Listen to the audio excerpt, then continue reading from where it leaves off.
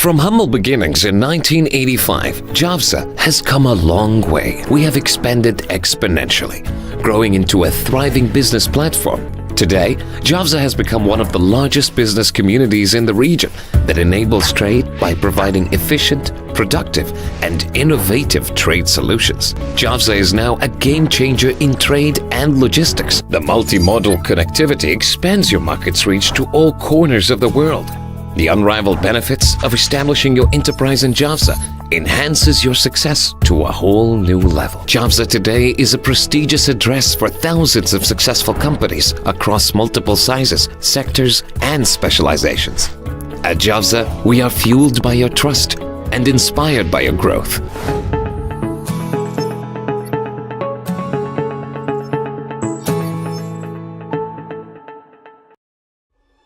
We've come a long way to get to where we are today. From what started as a single dream to enabling millions of dreams. From a handful of experts to thousands in our team. From two-wheeler to becoming a financing leader, we cover the length and breadth of our nation. As India moves forward, we move forward. With resilience, resolve, and determination. With a focus on digital and innovation.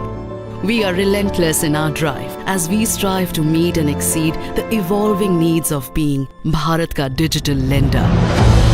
In a market filled with increasing choice, we needed to find our unique brand voice.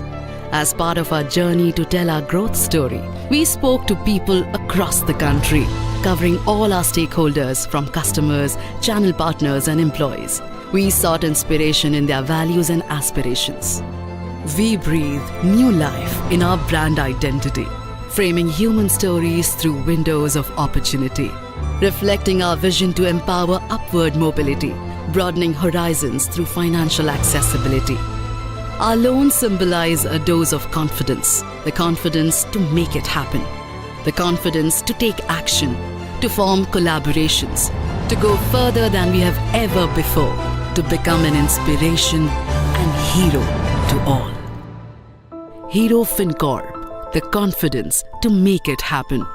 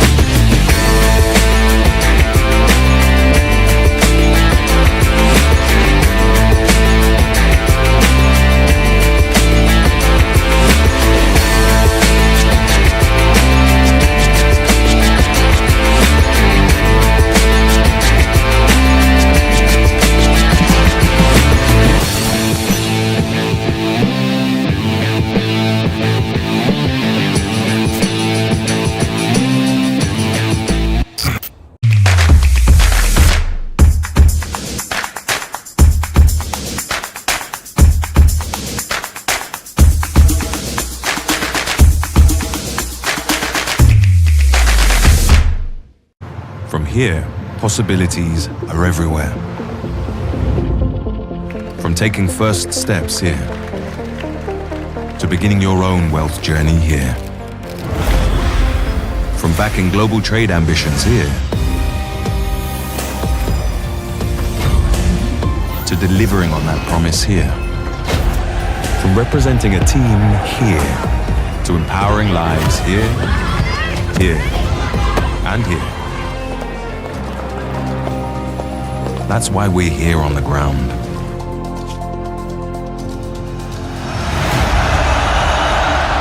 Here where you need us, in the world's most dynamic markets. A bank that connects potential to possibilities.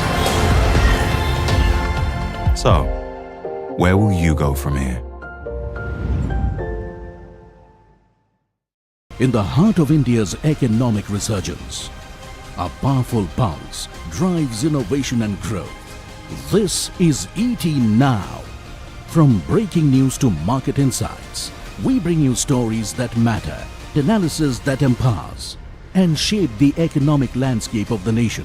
Join us as we navigate market complexities and spotlight global change makers. ET Now. Rise with India.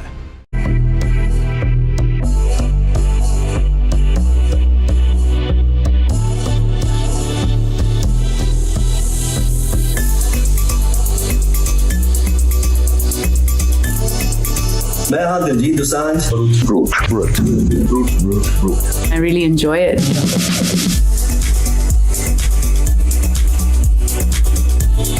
One of the strengths of your country is clearly its youth.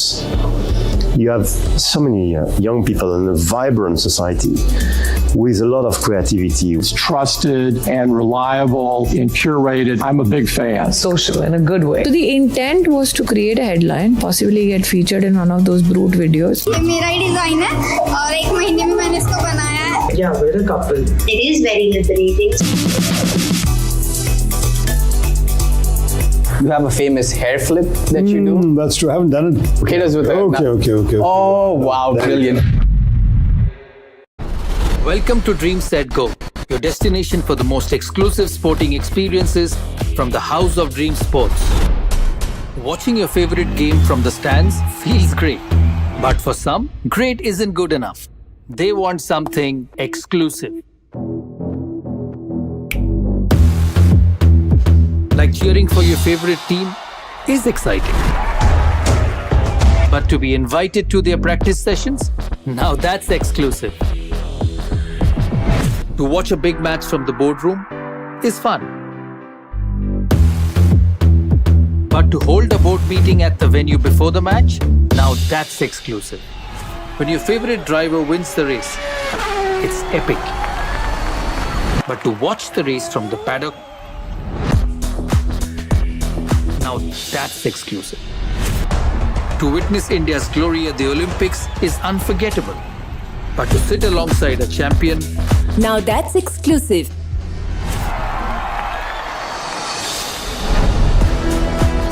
and imagine traveling to your dream experiences like this. Exclusive, right?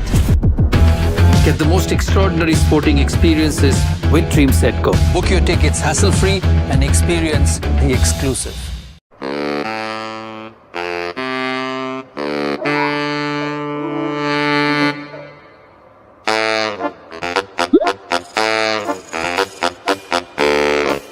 What's the point of personal loans for renovations if you're going to get them this late? Always pick Sabse Quick. Loans from Hero Fincorp.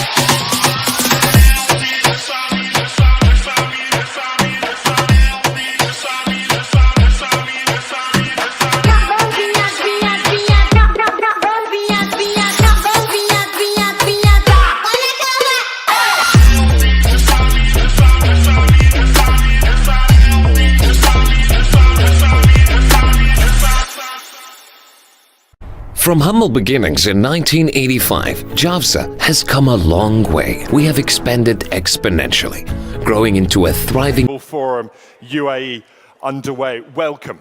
This is the event where the world meets India and India meets the world. Over the next 2 days, we will look at identifying the new economic opportunities amid what is a rapidly changing world. Indeed, we will examine what collaboration between the UAE, the Middle East, and Africa really means if we're to harness a truly limitless future. I'm Ramia Faraj. And I'm Ben Thompson. I'm delighted to be back with you here in the Emirates. Rami and I will be your guides through the conversations, the discussions, and the debates that will take place right here on this stage. A special thank you, first of all, to our partners and sponsors, our media partners, ET Now and Gulf News, and thank you for your support. Thank you, too, to our sponsors, DP World. And don't forget to download the event app. The QR code is on the tables on site and around the event area. There you will find the latest agenda for what's happening and, crucially, where and when.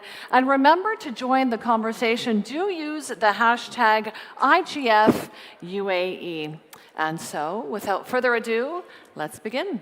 And to kick off our event, the man who needs very little by way of introduction. He is, of course, the reason we are all here. So please welcome the founder and chief executive of India Global Forum, Professor Manoj Ladwa.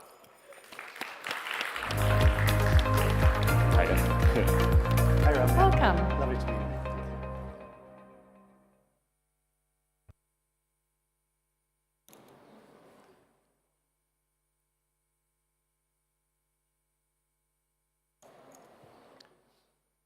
Thank you ever so much, Ben, and thank you ever so much, Ramia, for being such wonderful hosts yet again on the IGF stage.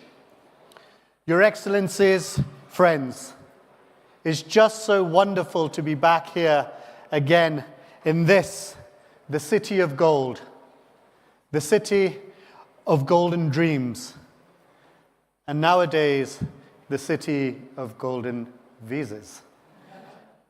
At the outset, I'd like to express my immense gratitude to the UAE government and especially the Prime Minister's office for all the support that you have given us. And we'll be hearing from His Excellency Minister Al Olama a little later on. And to the Government of India, the Ministry of External Affairs, and the Embassy of India in the UAE, you've been just so great supporters of IGF and our mission to bring the story of contemporary India and all its opportunities to a global audience. Thank you, Ambassador, and to your amazing team. A special warm welcome also to Secretary Damu Ravi for taking time out of your very, very busy schedule to be with us here, and we look forward to your interventions very shortly. Friends, as Prime Minister Modi recently reminded us, that this is not an era of war. He urged us to seek solutions not on the battlefields, but through dialogue and cooperation. His words underscore the need for a vital shift in our approach to international challenges. The modern era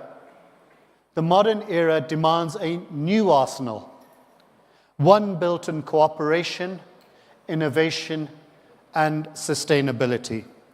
For we at IGF have always believed that our futures lies not in conflict, but in conversation and collaboration. Our challenges today are more interconnected than perhaps at any other time in history.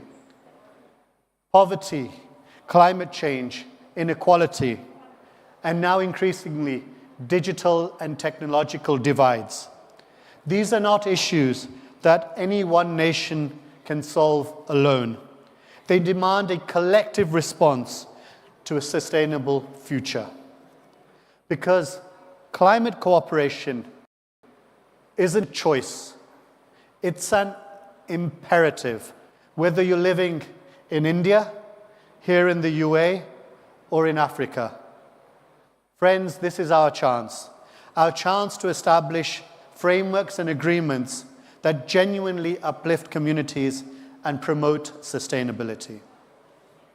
And if I may say, the disappointing atmosphere of the recently concluded COP29 in Baku only underlines the urgent need for fresh and innovative thinking and dynamic partnerships.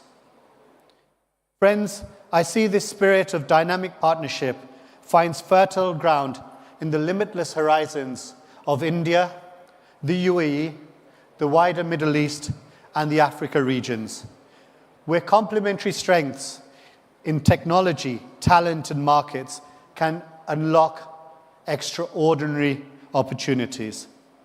This is where the future lies. At the intersection of diverse strengths, cultures, and resources. And that's why I'm always enthused at the beginning of this gathering, of leaders, of innovators, of change makers. You represent the powerful force of good, a force that can reshape our global landscape and create a future where solutions emerge, not from division, but through our unity in diversity. Imagine a world where Indian tech expertise empowers African communities, bridging healthcare gaps and driving economic growth. UAE investments that fuel sustainable development through these regions, creating jobs and opportunities for all. India's agricultural innovations helping to build a more resilient food system in Africa, ensuring food security for generations to come. Friends, this is not a pipe dream. This is happening, and it's already happening. UAE-India trade is at an all-time high and flourishing. India-Africa trade is flourishing in the billions and billions. Investment flows are strong, reaching 75 billion over the past year alone. India is building vital infrastructure across Africa, investing in country after country. But we cannot rest on our laurels. We must continue to push forward and forge new partnerships. We must invest in young people and empower them to become the innovators and entrepreneurs of tomorrow. We must harness the power of AI, not to disrupt, but to solve our most pressing challenges.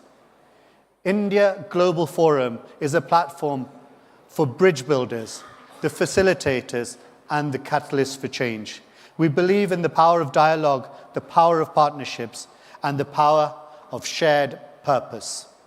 With my wonderful team at IGF and with our members and our stakeholders, we are forging new and exciting partnerships with organizations such as DP World, Emirates NBD, and Standard Chartered Bank. We drive outcomes to connect dots and support deal flows and investments that make a real impact. Our global programs on pandemic preparedness and biosecurity, on reforming governance through technology, and supporting women entrepreneurs to scale and go global are just a handful of the many initiatives that IGF is now driving.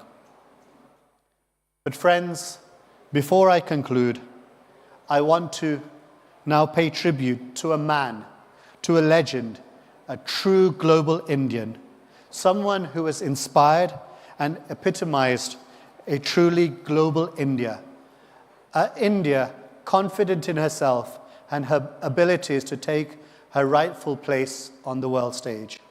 That man, that legend, that true global Indian is, of course, none other than the late, great Ratan Tata. Ratan Tata, through his vision, his determination, but above all, his dignity and his decency, led the way for Indian businesses to think beyond borders and appreciate that good business and social good can and must go hand in hand. It's a vision that has inspired me personally, and it's a vision that inspires the mission of India Global Forum. So friends, may I request you all to be upstanding for a few moments of reflection and tribute to the life and achievements of Ratan Tata.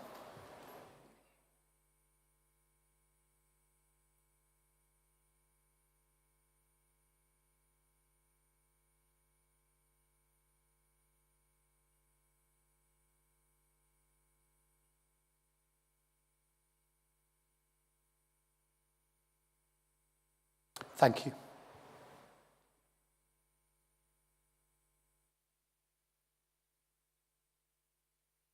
Friends, let us work together, walk together in the spirit of Ratan Tata, with empathy and understanding, dignity and decency, to build a future where solutions don't come from the battlefields, but from our boardrooms, from our labs, and from our classrooms. Friends, welcome. It's lovely to see so many familiar faces, people who have been part of India Global's journey over the past 4 years here in the UAE. And many of you who I'm proud to call both partners and friends. I look forward to interacting with you and driving the outcomes for a better tomorrow. Thank you. And now I'm delighted to introduce a special message for this IGF from India's Commerce and Industry Minister, Shri Piyush Goyal. Thank you.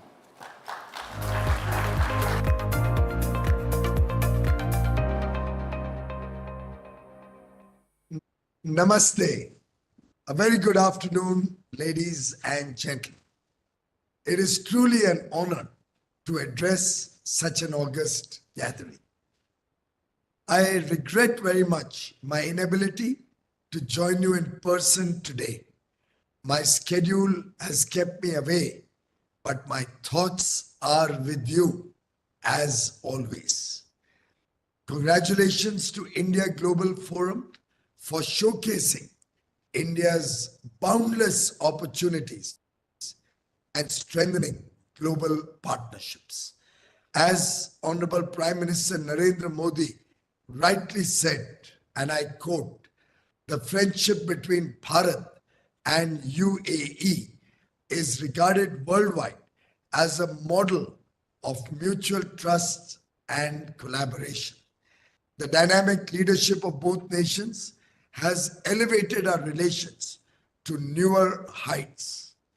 The Comprehensive Economic Partnership Agreement has promoted trade to about $85 billion annually, unlocking opportunities for MSMEs and startups. Mechanisms like local currency trade settlement further strengthen our ties. With the Abu Dhabi Investment Authority, UAE's largest sovereign wealth fund, launching operations in Gift City, Gujarat, UAE's investments in India are set to exceed $100 billion in the years to come, driving growth in infrastructure and innovation. The first international IIT campus in Abu Dhabi and the Indian Institute of Foreign Trade, who is opening a Dubai campus, marks a milestone in elevating India's institutions to global standards, fostering skill development and innovation.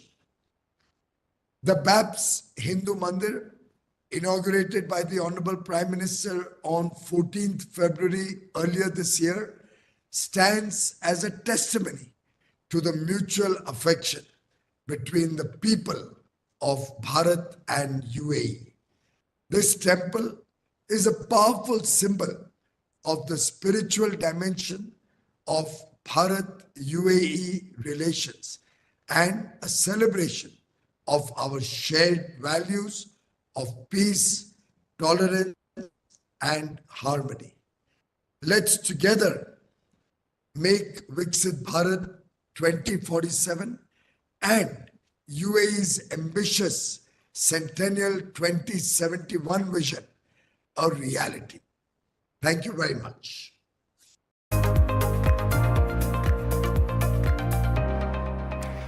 Thanks to the Minister for that very special address. And now, to really highlight the importance of those links that we will hear so much about today, those links between the Emirates and India, I'm delighted to extend a special IGF welcome to His Excellency Sanjay Surya, the Ambassador of India to the UAE.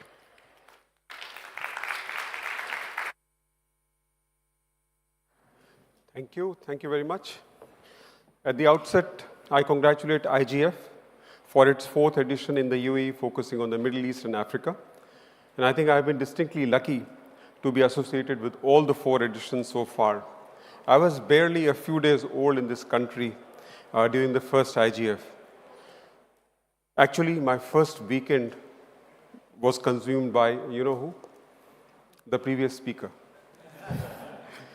But in hindsight, I think I got off to a flying start by getting to know many of you who have since become friends and partners. It's heartening to see that IGF has grown from strength to strength in the last 4 years, particularly its robust partnership with the World Government Summit and the Prime Minister's office in Dubai. Actually, the last 4 years of IGF have also coincided with an exponential strengthening of India-UAE relationship. I say exponential strengthening because linear progression hardly satisfies our leaders who actually drive this relationship themselves. This historical relationship, as many of you know, started with pearls trading through small dhows between Bombay and Mina Rashid, which is not very far from here.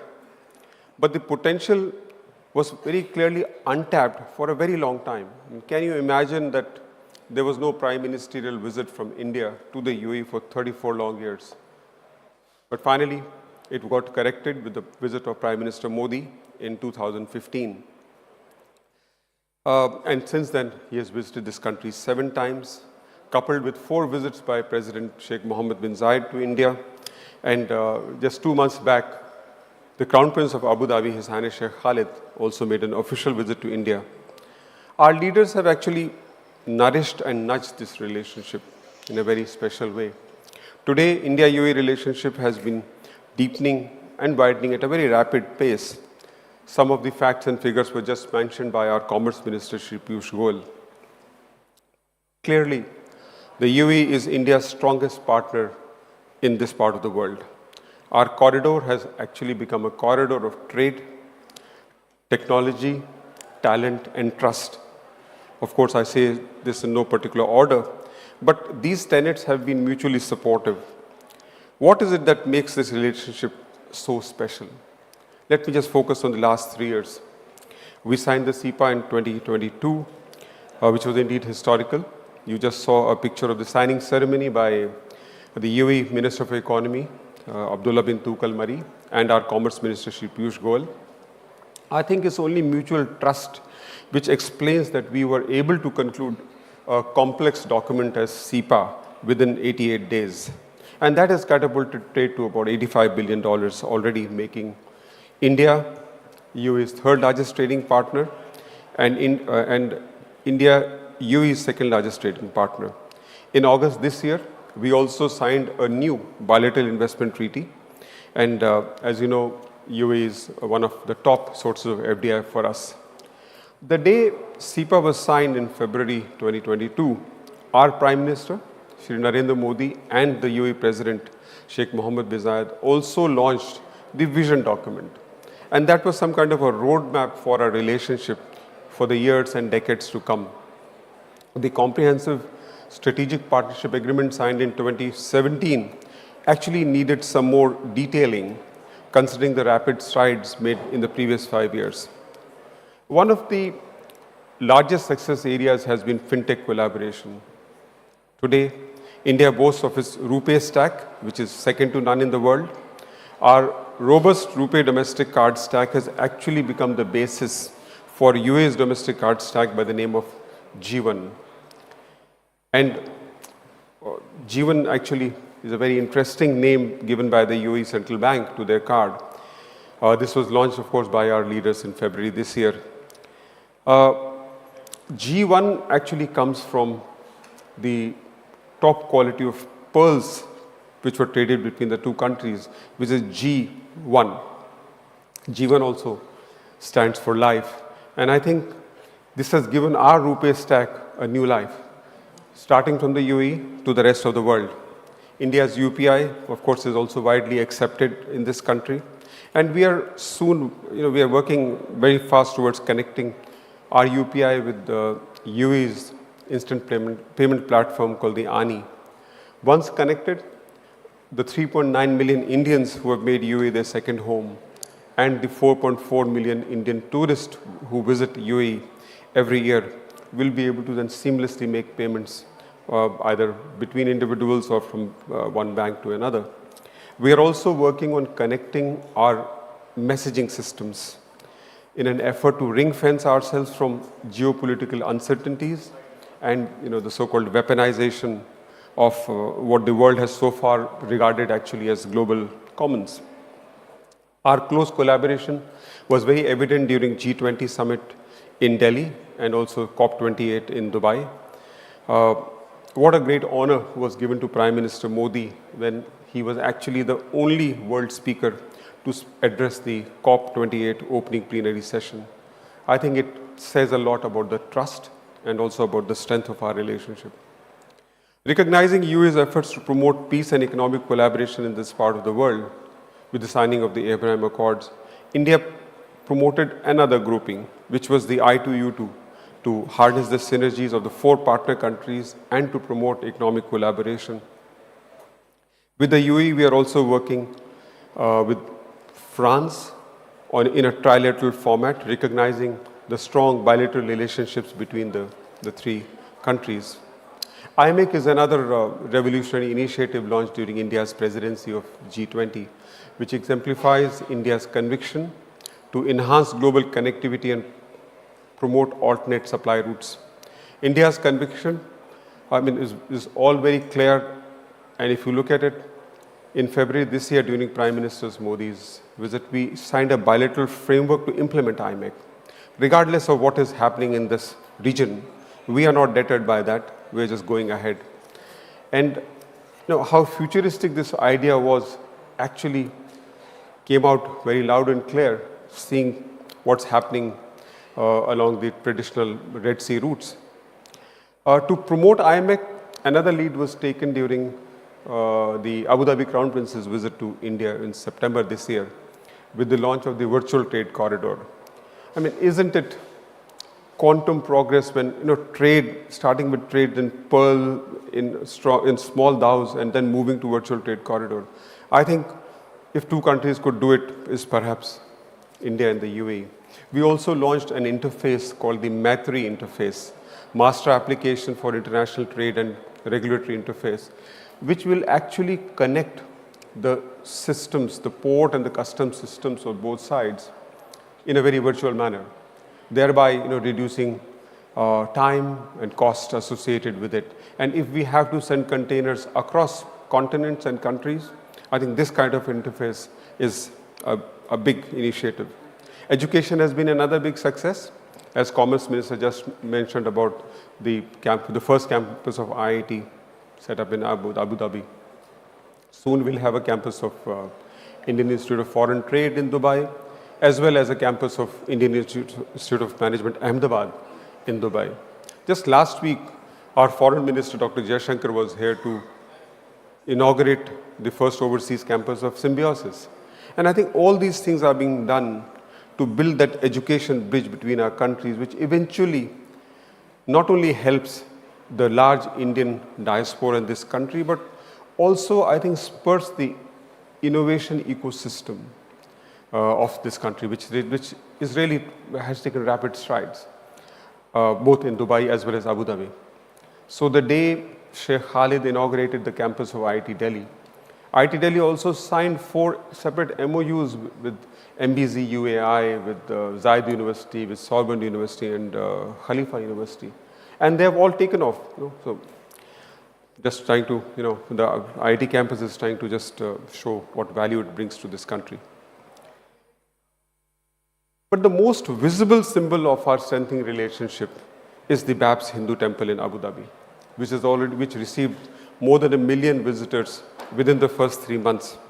The temple symbolizes the ethos of peace, tolerance, and harmony both India and the UAE are proud of. I think with so much happening, when the horizons are limitless, as you see, when there's so much interest in businesses to become a part of this ever-strengthening relationship, I must acknowledge that India Global Forum has played a very stellar role in bringing the right minds together. Because everything begins with an idea, The ideas churned out during each IGF have indeed been very valuable, not only for the business community, I think also for the governments. I convey my best wishes for a successful IGF and many more to come. Thank you very much.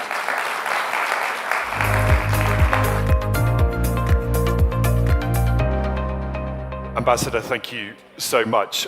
Now, just while we reset the stage here, and things will move, so I'll get out of the way. In the heart of India's... We will get underway with our discussions on this stage in just a moment. Anisha, who is an anchor at ET Now, will guide you through our first discussion and debate in just a moment. But whilst we arrange things here on the stage, here's a little more about ET Now, one of our media partners, and a word from our other sponsors too.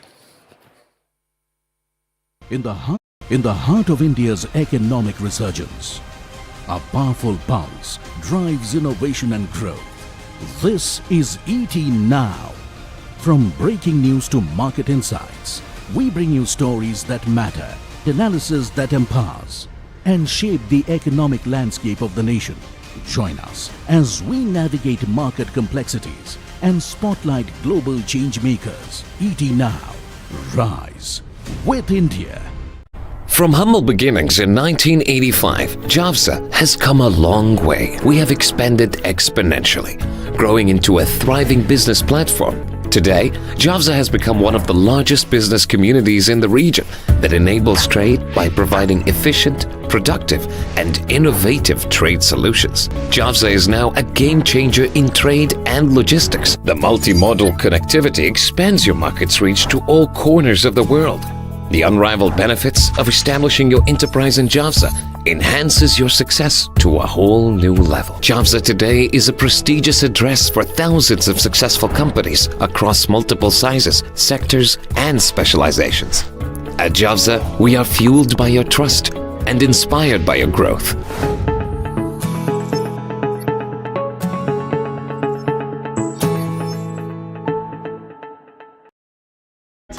In our desire for the same things. We want our businesses to grow, our careers to flourish, and our communities to thrive. We want to meet people who energize us, share exciting ideas, and discover new opportunities. From India to the UK to the UAE and beyond, IGF is committed to bringing the contemporary India story. Amongst ongoing global turbulence, IGF remains at the center of limitless innovation, limitless possibilities, and limitless collaboration, harnessing talent, technology, and enterprise across sectors and geographies for maximum impact. India Global Forum is the gateway for global stakeholders to invest in and benefit from India's global trajectory. Hear from industry titans, build strategic partnerships, invest in the future. Only at India Global Forum. Join the conversation at www.indiaglobalforum.com.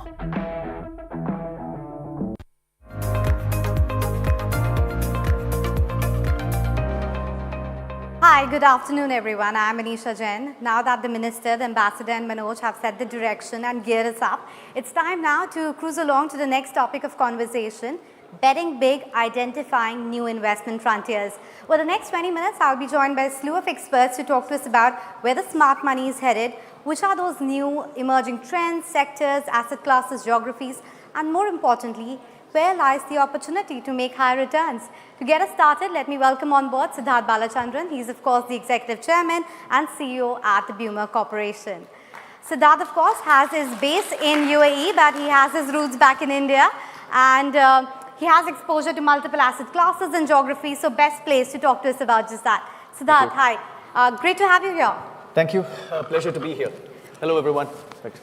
Well, Siddharth, we're speaking at a time when, you know, the global landscape is shifting very fast. Right from the political upheaval in US and UK to the geopolitical tension in Middle East and Eastern Europe. With this context in mind, do you think the new emerging investment opportunities are more likely to come from global south versus global north? And how's India and UAE placed amidst all of this? Okay, so it's a very simple answer. I might be seen as biased, but I'm a global south bull, if you want to call me that. Because I believe that See, I think we are in a state of transition. I think the days of transactions have slowly subsided. So I think we are now going into that very intangible space of valuation. And I believe that the Global South as a concept covers almost 40%, 50% of the world population, and the quality of that world population of the 50% is increasing leaps and bounds. So if you ask me where I would, which side I would trust, is definitely the Global South. So yeah, that's my answer. So.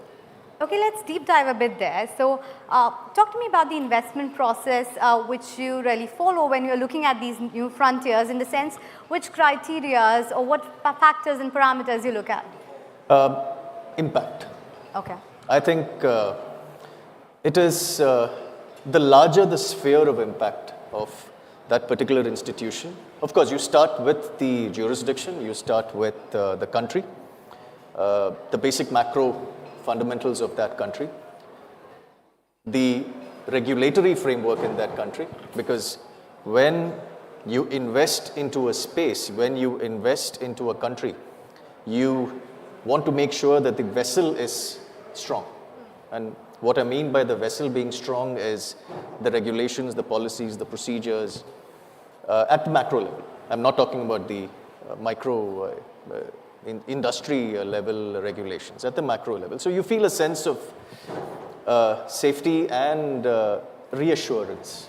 So that's the first thing I look at. And the larger the sphere of influence, what I mean by that in terms of impact is when I invest into, say for example, India, I would like to invest into a firm, an institution that sort of mirrors India as a whole. Because I think the power of India is, apart from the diversity and the obvious successes that India has had, I think the power of India as a concept is the untapped potential in terms of population. The human capital. For example, you've got, so one of my successful investments is the stock exchanges. Now, it is a platform, yes. But generally when people say India is doing well, they mean the Sensex or the Nifty is doing well. So that resonance of a wide impact is what I look at when I invest into a company. And of course, thereby, so the first sort of cog in the wheel is that, and then of course you have to do your due diligence in terms of the micro aspects of that country, the management of that company, the management, the debt, which is a big no-no as far as I'm concerned. So yeah, that's the process I follow in a nutshell. Okay. So you, of course, betting big on the financialization of the savings theme in India. Anything else that you're watching out for? Any other major global theme or anything specific in India that's interesting you right now? So I think as a theme, I think staying invested in India is probably the broadest theme I can give you. But in terms of sectors, I think banks and financial institutions are something that I will always have faith on. And the nationalized banks, again, resonate with India as a whole.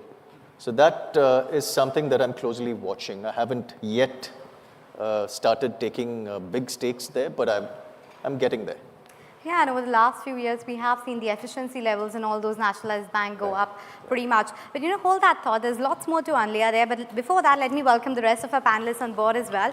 Shivani Bhasin Sachdeva, the founder and CEO at India Alternatives, Vikas M. Sachdeva, the managing director at Sundaram Alternate Assets, and Alok Sanghi, managing director at Resolute Corp. Hi, guys. Welcome. Hi. Hi. Hi. Anisha. Hi. Hey, Alok. Please, welcome.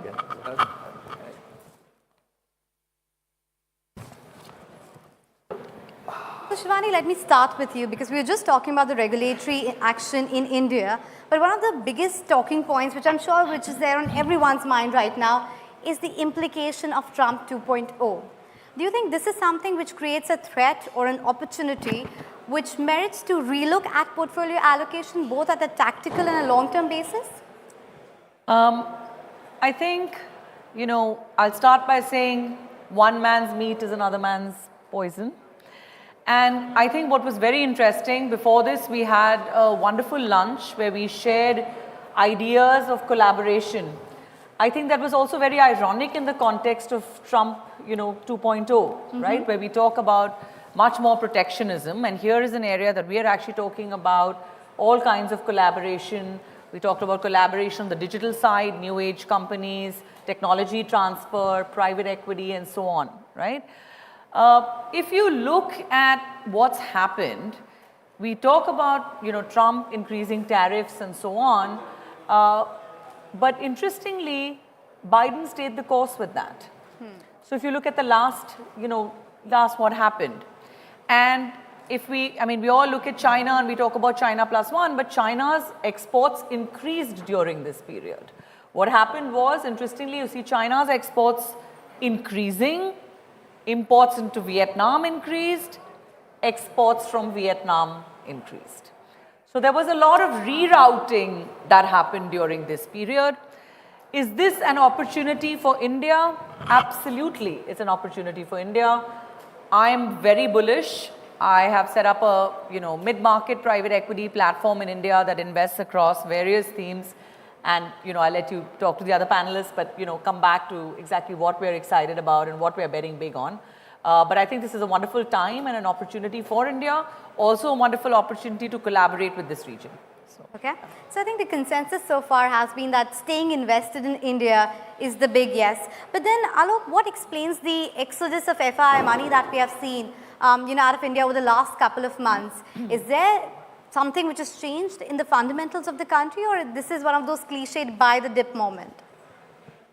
No, I think Indian markets are expensive. There's no doubt about it. We are the most expensive market in the world.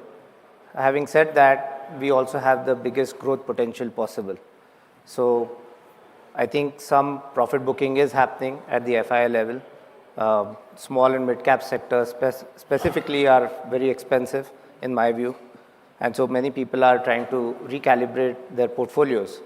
Also, you should remember that we are coming to the end of the year.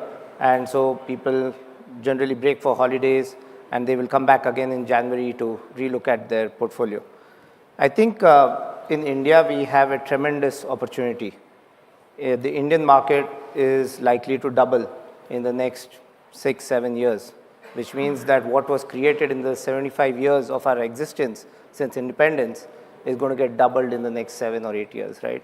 So now that's a massive opportunity. One new India is getting created.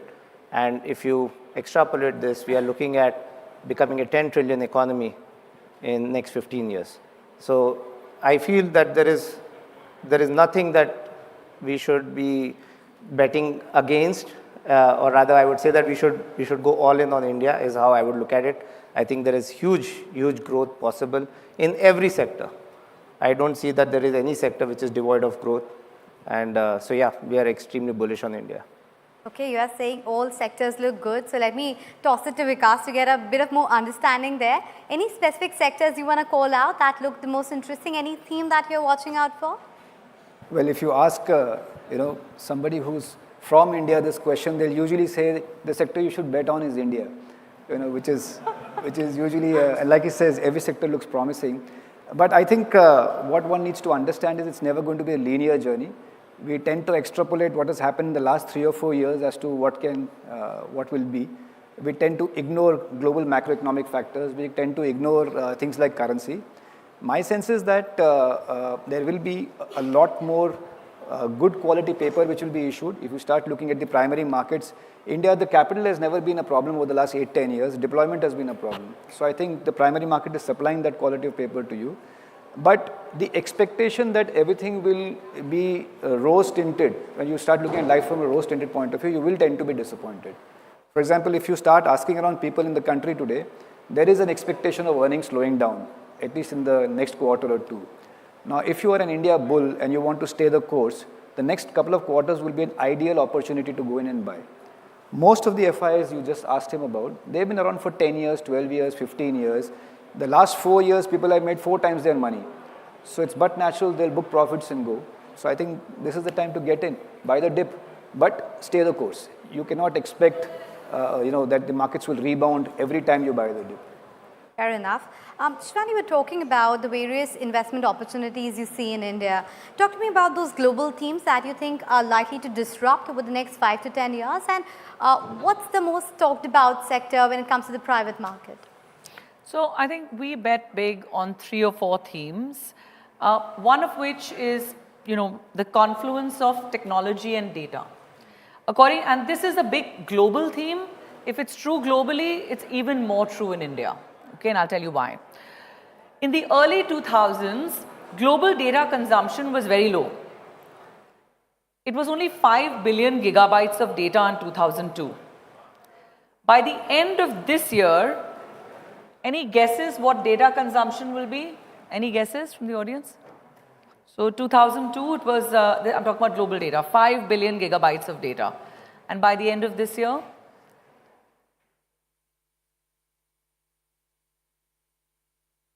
any guesses? You want to guess? 5, maybe? 5. It was 5 billion. Okay. I'm saying it's become in 5. 2002, it was 5 billion. 22 years later, by the end of this year, data consumption is expected to exceed 175 trillion gigabytes. Wow. That's 35,000x. Okay? Sorry, 5 billion to 175? 175 trillion. Wow. That's 35,000x. Okay? And naturally, in 2010, one of the most valuable companies in the world, in 2010, that wasn't very long back, one of the most valuable companies in the world was ExxonMobil. Yeah, It seems laughable now, right? Yeah. And today it's NVIDIA. NVIDIA. So this is the backdrop of what's going on globally. But in India, it's even more exciting. So if you look at worldwide mobile data pricing to 2023 list, reveal that India has the 3rd lowest internet data rates in the world, behind Israel and Italy. And the average price of 1 gigabyte of data in India is 17 cents or 13 rupees. So this is leading to widespread adoption of internet, not just in the metros, but in tier 1, tier 2, tier 3 cities. So we are backing lots of companies that are using technology stack to actually go into the hinterland. So that's really exciting, right? Of course, the government of India has launched a whole slew of other initiatives on the tech front, like DigiLocker. We're all familiar with all those things, right? And against this backdrop of technology and data, you're seeing change happening at a phenomenal level. So I'll pick up, I think, something which was mentioned earlier. You talked about backing exchanges, and so we also back a lot of these financial services platforms. I'll give you an example of how this technology and data lends itself to investment opportunities in the country. We were the first private equity fund in the country to invest behind CIBIL, India's largest credit information bureau. And if you look at that journey, it has been nothing short of incredible. Right. So if I take 10 years, if I randomly pick 10 years, and I'll pick 10 years before COVID, okay? 2010 to 20, something like that. In 2010, credit applications in India were 1 million per month. 10 years later, it became 1 million credit applications per day. Yeah. And I don't think it'll be too long in the future before it becomes 1 million credit applications per hour. And what is CIBIL? What are these platforms? It is nothing but the marriage of technology and data. So what is it? You have middle class Raju who goes to State Bank of India to take a loan to buy a TV. But the magic is he doesn't only go to State Bank of India, he goes to State Bank of India, he goes to Union Bank, he goes to Punjab National Bank. All these banks at the back end, every time he goes, there is a data capture or trade line, right? And so when we invested in such a company, there were 400 million trade lines. Today that's 4 billion. And this is just one example. And there are countless examples where you put together technology and data and magic happens, right? And that magic we're seeing in India. That's just one of the investment themes. I'll please let my fellow panelists talk and we can come back to the others. Sure, point taken. Just to quickly wrap up the conversation, Vikas, if I had to ask you, apart from equities, which are the alternate asset classes that look attractive at the moment? Private credit forms a very small part of the allocations right now, I believe less than 10% if you look at it globally. Is that something which looks interesting? Oh, it looks very interesting, but instead of extrapolating, let me just give you a background. I think there are three factors that play worldwide if you look at the macro situation. Change, rate of change, and global warming. Okay, change is enabling the fact that either two companies, industries, asset classes which were too small to be taken in care of, they are now getting more and more subscriptions. MFI is one of them. Rate of change is getting propelled by AI, the rate of data transfers, etc. So you're seeing multiple business models coming in. Now the next big global frontier is the green frontier. If one was to pick up a trend, we talked about data and she talked about Sybil, and we can look back in hindsight and say that internet was a defining trend. What we're not realizing at this point of time is that the green frontier is a very, very big defining trend. And one of the things which will propel, we keep talking about equity investments, but private credit, especially in a country like India, is starting to make its presence felt. We run, for example, a real estate credit fund, which has been doing very, very well. And I can tell you that we enable builders to make the property more ESG compliant. There are certain metrics on which you work. Immediately, you will find that most of these builders can mark up their properties by 5 to 7%, and that adds straight to the bottom line. And private credit in India is just about starting in terms of the green frontier. So to answer your question, private credit in India, yes. If India has to grow, it is expected that another $50 billion worth of capital is required through private credit, and more so in terms of green private credit, if you will. So I think it's a fabulous, fabulous opportunity which is just about starting to make its presence felt. Okay.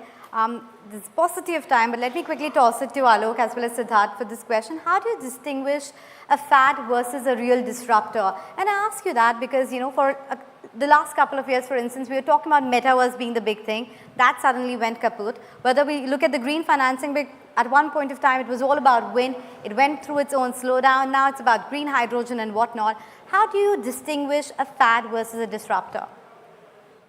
I mean, it's very simple. Business has been run in the same manner for thousands of years. So I believe in unit economics.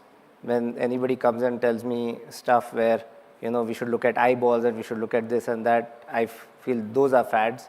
But when you stick to the basics of investing, the basics of how you run a business, that's where you bet on. So for example, what happens when an economy becomes from a low income to middle income?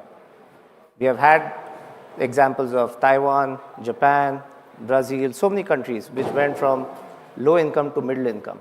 And the sectors that did well, there's a reason why they do well, because people are no longer worried about roti, kapda and makan. They're now working towards aspirational sectors. So travel, brands, all of those become more exciting. Sports become exciting avenues where people are willing to put in the money.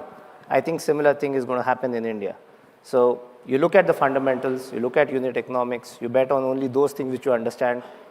You can't go to every party in town, so do what you understand best. Siddharth, what about some of these traditional asset classes, cryptocurrencies and whatnots of the world? Are you looking at them? I'm the wrong person to be asking that, no. But just to expand on, I think if you want to encapsulate the difference between a fad and a longer lasting disruption, I think it's time and volume of acceptance.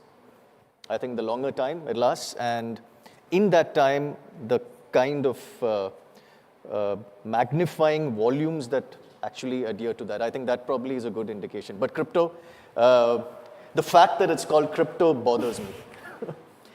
Should we just rename and you'll buy it? If it's for the renaming to take place, I think it should be sort of within the system of the institution. So right till now that happens, probably not. Okay, but with that, we're completely out of time for this conversation. Thanks so much, everyone, for joining us here. But with that, it's back to Ben for the next topic of conversation, Pharma Frontiers.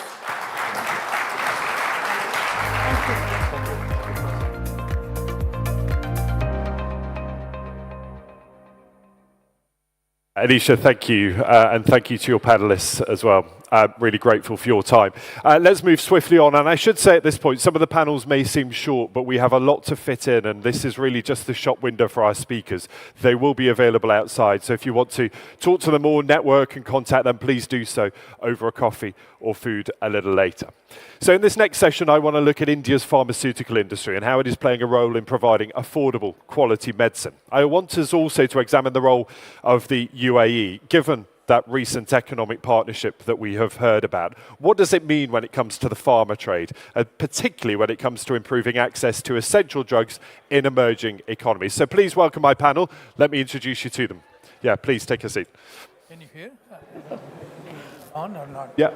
Let me introduce next to me here, Tata, who is the Chief Executive of Resurgent. We have Raju Banu, who is the Director General of Pharmaceuticals Export Promotion Council of India. And on the end, Namit Joshi, who is the Director of Centriant Pharmaceuticals. Really good to have you all here. Thank you so much. Banu, let me maybe start with you and paint me a picture, if you will, right now of what that trade between the UAE and India, when it comes to pharmaceuticals, really looks like. Yeah, I think let me thank IGF for calling me, myself and Namit from Pharma Excel and also from the Centriant India.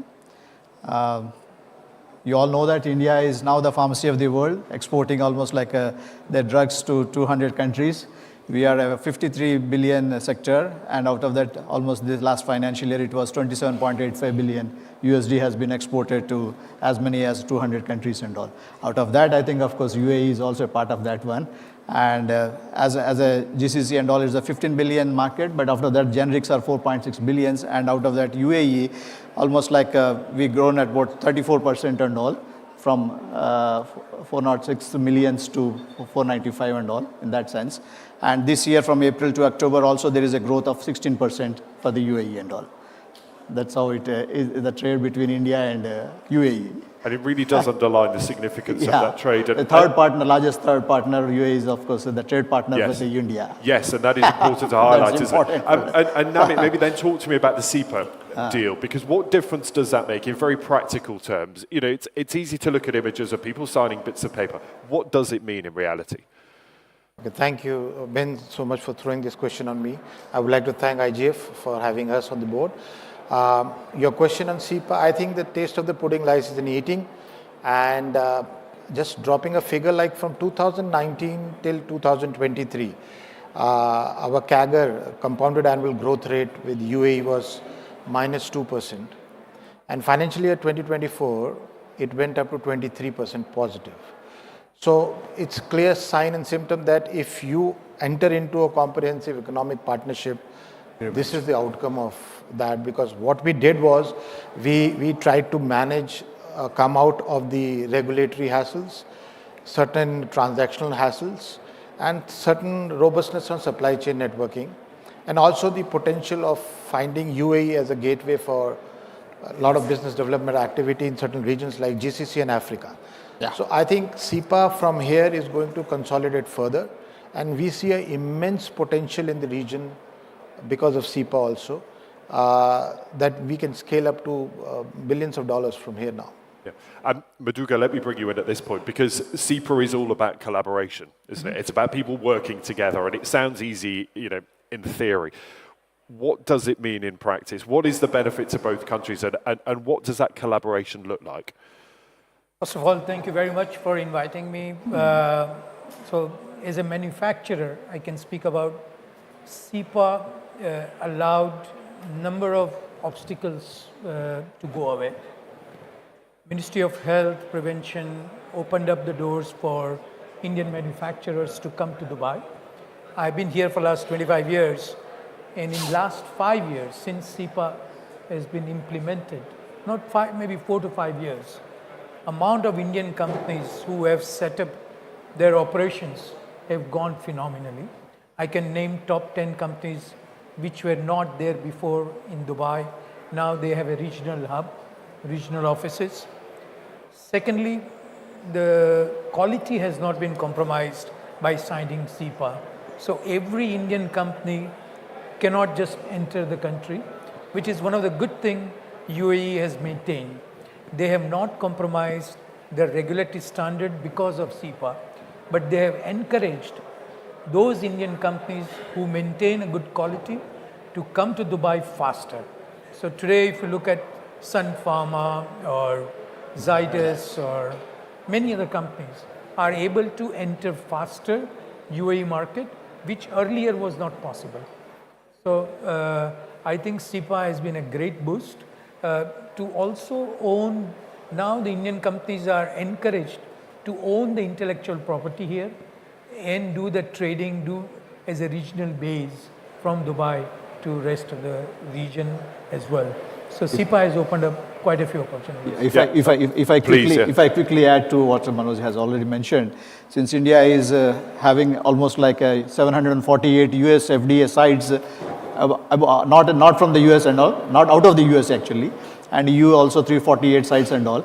And what he has rightly mentioned that with the SEPA and all, the drugs which can be registered on an expedited process or a fast track process is that those products which are already approved and registered in stringent regulatory agencies like US, Europe, Canada and all those things and all. That's how exactly the way it has paved the way for expedited registration process and get the high quality products to the UAE at the affordable cost and all. Yeah, and it's those practical changes that make such a big difference. And we were talking there about the UAE being a manufacturing hub. Talk to me about the importance of that. That this will be a viable place to not only trade and to operate and train, but also to manufacture.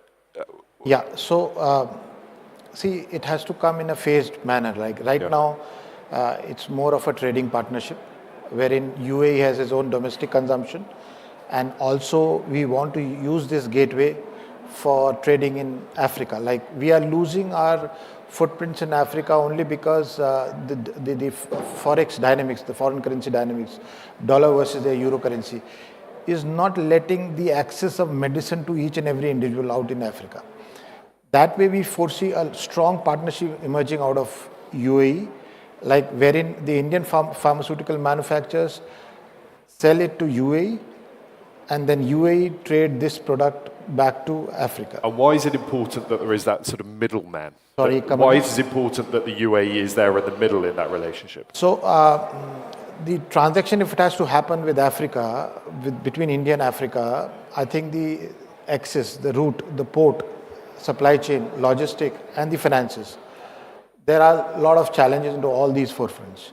And if it is routed through UAE, which has a tremendous potential of becoming the hub for GCC as well as Africa, then I think financially the Indian manufacturers are protected because the transaction invoices being raised on UAE, and UAE already has a strong footprints in Africa. So we want to leverage that opportunity which UAE has through our quality manufacturing in India, so that all these financial limitations can be addressed very well through UAE for these regions. Yeah, I'll come to you in one sec. Badu, I want to ask you about the safety implications as well, because look, there's been very well documented issues, hasn't there? Does this agreement help address some of those issues, particularly around the safety of medicines that are going from India via the UAE into Africa? No, I couldn't get it. Safety. About the safety. Safety of the products. Concerns over safety of the medicines. Manufacturing in India and yes. Yeah, of course. Otherwise, we could not have been having this footprint in 200 countries and all. Maybe there are some concerns which has been raised in 2022 and all, but still, of course, that in the African countries and all, what has been mentioned and all. I think later, as a government and all, we have worked it all with respect to the regulatory aspect, the entire supply chain aspects, and the quality aspects, and the provisions have been now a notch higher than what it is now. And definitely they are matching with the WHO GMP standards of all the provisions and all. The entire supply chain could able to track and trace and all those things and all. And we could able to address those issues with respect to those particular thing which has been happened with respect to an excipients only. It's not with the active ingredient which has happened. So now that has been addressed, and now you couldn't see one complaint after that incident and all, and you could able to see that in Africa and all, it has already grown from almost like 3.65 billion STLs, and now it has 3.95, and the last April to October, we have grown up to 2.31 billion we have already done. It's almost like 3.3% growth was already registered. I think maybe by this financial year ending and all, we could reach what it was earlier also. I just want to add, you asked about what is the practical implication in UAE. Yes. So I can give you two examples which are so relevant. One of the largest healthcare stroke pharmaceutical company, Himalaya Drugs, have shifted their base to Dubai and have put up a state-of-the-art facility in Dubai, which is exporting to a number of countries. The products which are made here are going to go to the rest of the world from here. So UAE has played a very important role in attracting the local manufacturing. I was one of the co-founder of a company called Pharma Pharmaceuticals here in Dubai. That was the first pharmaceutical company in Dubai Science Park, EU approved. So we could export medicines made in Dubai in any other parts of the Europe. What happened was that made the UAE made in products became very attractive for the local healthcare, for the people over here, but as well regionally. So there are many new technologies that have come in UAE post-CEPA. Yeah, and as you said, as the first EU-approved manufacturer here in Dubai, at the Science Park, what has changed since then? You sort of set the way back then. What has changed now? What has changed? If I give you a context in terms of percentage of the market, 20 years ago in Dubai, I'm talking about UAE, or to a certain extent the region, nobody would consume medicines made locally. Or those who are of Indian origin will bring the medicines from India, or they will buy the one which were sold here, were predominantly European products or US product. Today, if you go, most of the molecules or the products are produced locally and people are taking it confidently because of the good quality production locally. So there is a big change in acceptance of the made in UAE products across the region. 20 years ago, this was not the case because the regulatory standards were weak, the technology available was not there. Today, that investment, the technology, everything exists. And a quick word on technology before our time is up. And Namit, we're focusing very much on pharmaceuticals here. We're talking about manufacture. A little word on digital health, because increasingly our health responses are coming digitally. Some of the solutions are coming digitally. Is there enough focus on that as well in these partnerships and in this sphere? Yeah, it's an interesting question. We have been trying to identify. So what we identified is that the pharmaceutical business is particularly divided into two formats. One, it starts from the diagnostics, like you have to diagnose a disease, and then it falls into a treatment segment. So digitalization can happen very quickly, and it is happening onto the diagnostic side. So there is a prescriber, there is a doctor who has to prescribe a particular medicine and a particular symptom according to the diagnostic tools. Now, digitalization has made a good inroads as far as the diagnostics is concerned. So it has become easier for a prescriber to target a medicine for a particular disorder.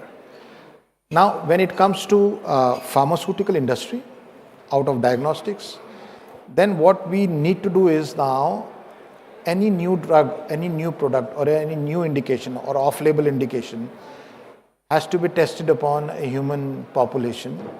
And generally a new product like vaccine will take at least 10 years to launch in the commercial space. But we saw COVID, what happened in COVID. We were able to launch or introduce a product within 1 year of time frame. Why does this happen? Timeline shrink. Yeah, because of the digitalization, because of the artificial intelligence, we were able to mimic action of a drug on a human body within a shortest possible time frame.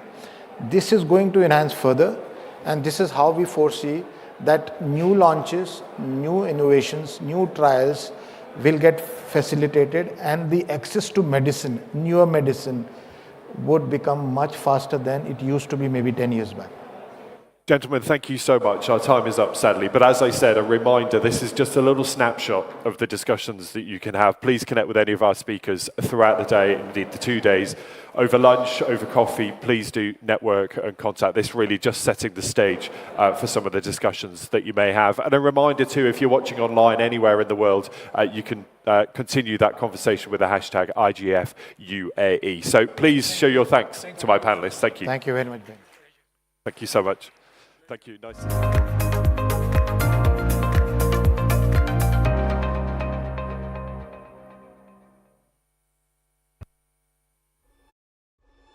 We've come a long way to get to where we are today.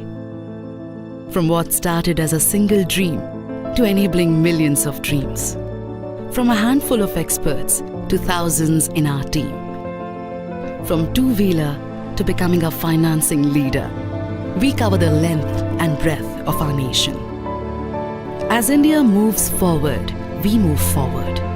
With resilience, resolve and determination. With a focus on digital and innovation. We are relentless in our drive as we strive to meet and exceed the evolving needs of being Bharat ka digital lender.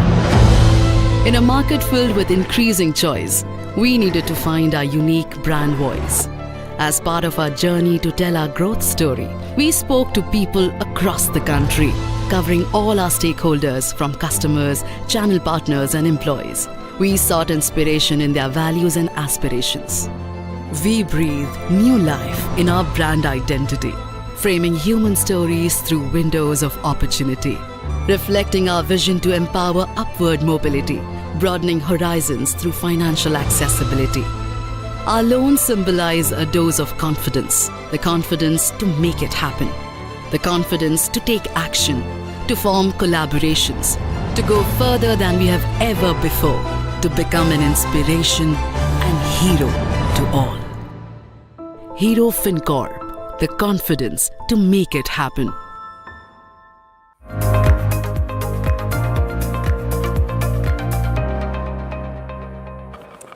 Okay, it's time now for our next conversation, Transforming Legacy, Multi-Generational Wealth Management. So without further ado, let me welcome on board Abhimanyu Munjal, the Managing Director and CEO at Hero Fincorp.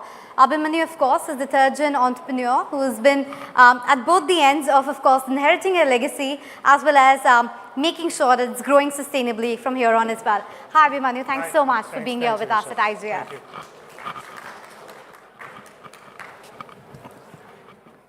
So, we're talking about wealth, but before that, let me zoom out and ask you a basic question. What does wealth mean to you?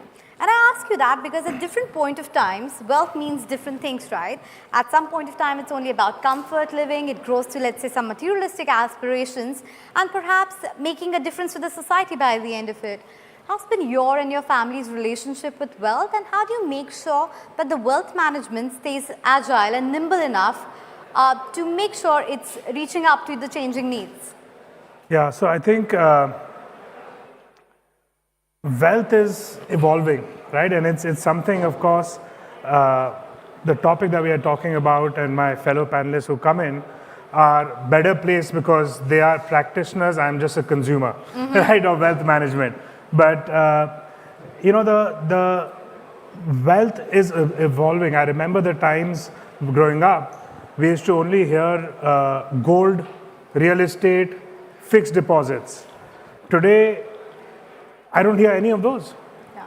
Today, I hear crypto, tech companies, NFTs, equities, FNOs. So it's really, really evolving. But the underlying commonality, which we all should not forget, is preservation. Yeah. Right? At that time, we thought that gold as an asset class or fixed deposit as asset class was actually the best asset class to preserve. Today, we want to use more interactive asset classes. And including me, the next third generation entrepreneur, we like asset classes like art. We like asset classes like wine. We interact with it.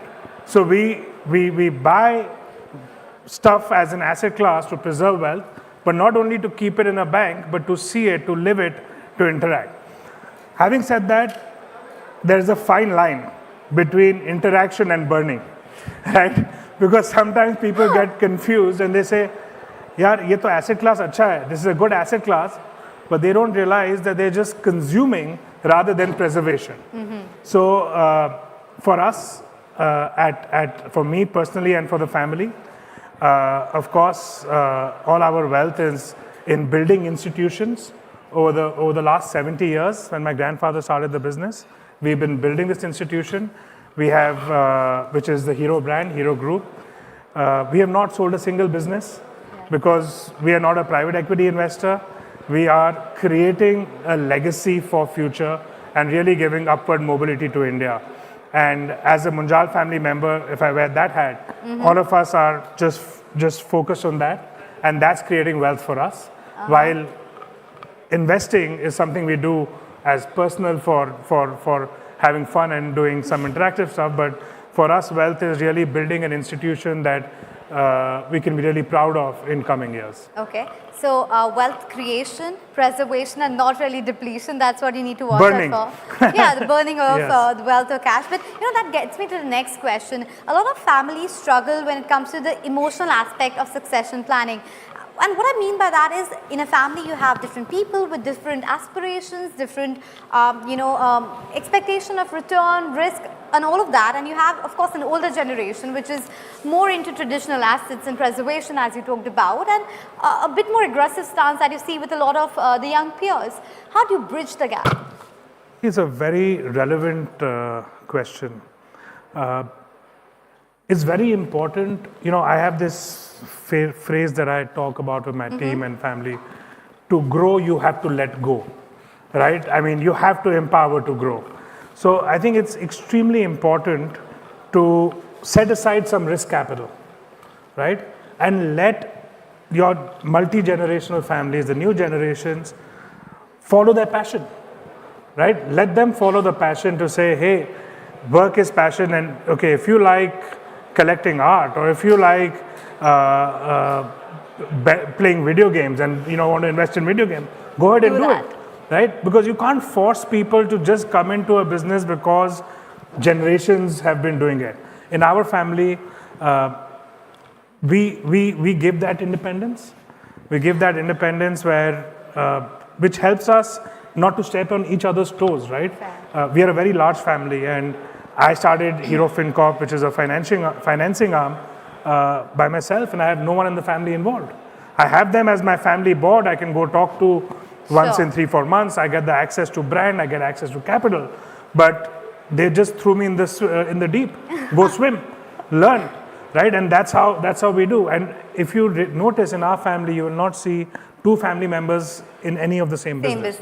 Makes so sense. It really helps from, getting rid of these egos or competition, because it's ought to happen. So my advice, at least being a practitioner, would be let the new generation follow their dreams, follow their passion. Don't force them, and try and separate as much as you can. Because if you have everyone together, it's a cliche saying that too many cooks spoil the broth, and that's ought to happen. No, fair enough, but let me now welcome the rest of the professionals on board as well to help us kind of deep dive a bit more into that. We have, of course, Rohit Saran, the co-founder, Client Associates Private Wealth Management, Ismail Hajar, the partner from PwC Middle East, and Mahesh Kumar, the co-founder at Faro Capital, joining us right now. Hi, gentlemen. Thanks so much for being here. Hello. Hey.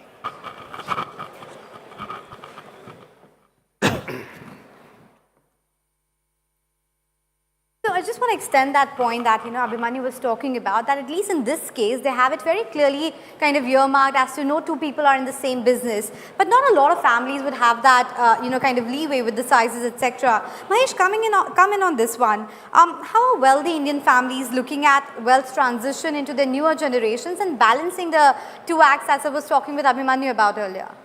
Yeah, so I think that's such an important sort of topic today, especially in a world where you're seeing, we are expecting a transition of around $80 trillion from one generation to another generation in the next 20 years, right? And then you see some of the iconic families around the world, but even in India, right? You see, for example, the Munjal family, right? We're all, it shows that this is such an important issue, and then for a family, the idea is what are the structures and strategies that you put in place to allow for this transition seamlessly? And it's a very complicated and big topic, right? And there's so many things that come into play. So one is, of course, when it comes, so with all these families, the idea is that how do you generate wealth? Typically, families have generated wealth by taking a very concentrated bet in like one business or one industry. And then the idea is that, you have an exit or you take profits out, and then you're looking at how to preserve the wealth, how to grow the wealth, and how to transition it to the next generation, right?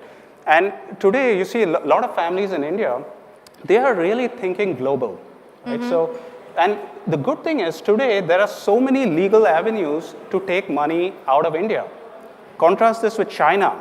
It's really difficult for a wealthy Chinese family, it does not matter who you are, to take wealth out. There are no routes available. But in India, there are so many ways, without RBI approval, with RBI approval, and very sizable wealth can be taken out of India. Now, why are these families taking wealth out, right? And again, because you may think that, oh, India is doing so well, so why don't we all be 100% invested into India, right? No, so diversification essentially is the essence of risk management. It's all about risk management.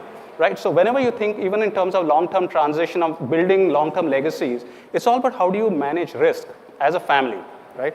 So, as an Indian family, the idea behind having this wealth overseas, outside India, is to ensure that there is this wealth, a pool of assets outside, legally set up, in the right structures, ideally where you're perhaps not paying tax or you're deferring tax, and you're able to pass that on to the next generation, not be subject to all the depreciation of Indian currency, right? And that is what creates all the sort of foundation and framework for this transition, right? And then, of course, it's a complicated topic. There's so many other aspects to it, Yeah, no, but one of the basic questions that comes to it as well is the fact, when do you start the succession planning and estate planning? Is there a critical mass to it? Is there a specific stage that you should start looking at doing that? Well, honestly, every good advisor should tell you start yesterday, right? Because no business owner, well, generally business owners or wealth owners are very focused on building the wealth, right? Building the business, and everything else is, a detail, right? If succession planning doesn't start early enough, it can become a very expensive detail, right? Or very, very expensive oversight.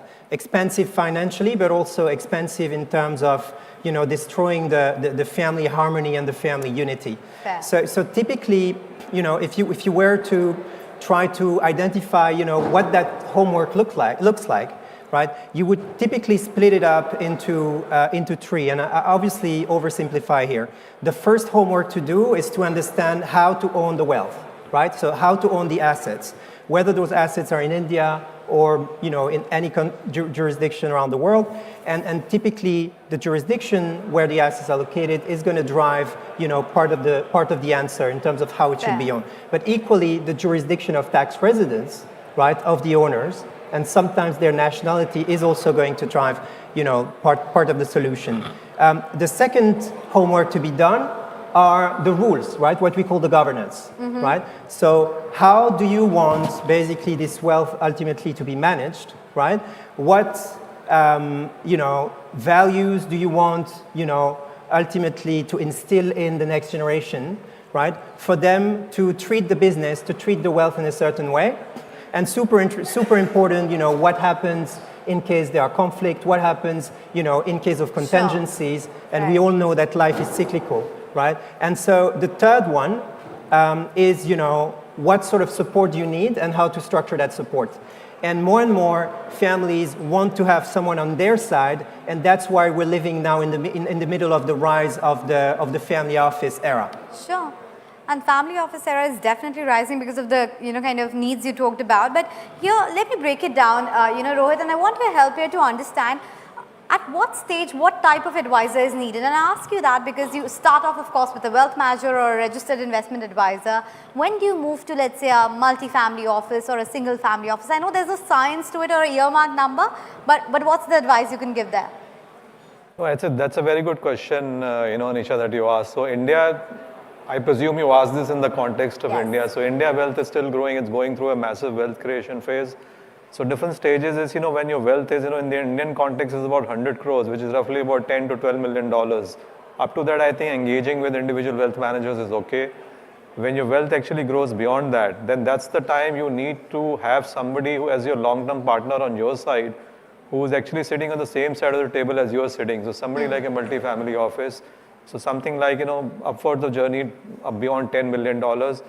The time when it comes to set up your own single family offices, my take is that it should be about at least an asset of $250 million, which in Indian context is about 2,000 odd crores. Like whatever limited exposure which I have towards developed markets, I haven't seen a single family office in developed markets less than $500 million, 500 million. The reason for that is, when you're setting up a family office, it's a specialized domain. First of all, you need a chief investment officer. Yes. Right? And with that scale of wealth, you need a CIO with at least 20 years of experience and not less than that. I would prefer 25. Now, this CIO will then also come with his asset class specialist, somebody who needs to specialize in private markets, somebody who specializes in public markets because the amount involved is large enough. Then you need a chief technology officer. Because, technology, as we saw in one of the previous sessions, it's an interplay between tech and data. It's very important because you cannot simply run a family office without technology. And third is compliance. Yeah. The world of finance, particularly investments, is very, very much, driven and controlled by the regulators. So you have to be on the same side, right side of the law. So a chief compliance officer and operations officer who executes in sync with the wealth. So I think it's a complete platform and a setup to run an effective family office. You need at least $250 million. Even a multi-family office less than that will not be able to build a platform which clients would like to engage, less than that. So that's my take, that up to 10 million, work with wealth managers, 10 million to 250 million, work with a multi-family office. More than that, it's time for you to consider setting up your own team.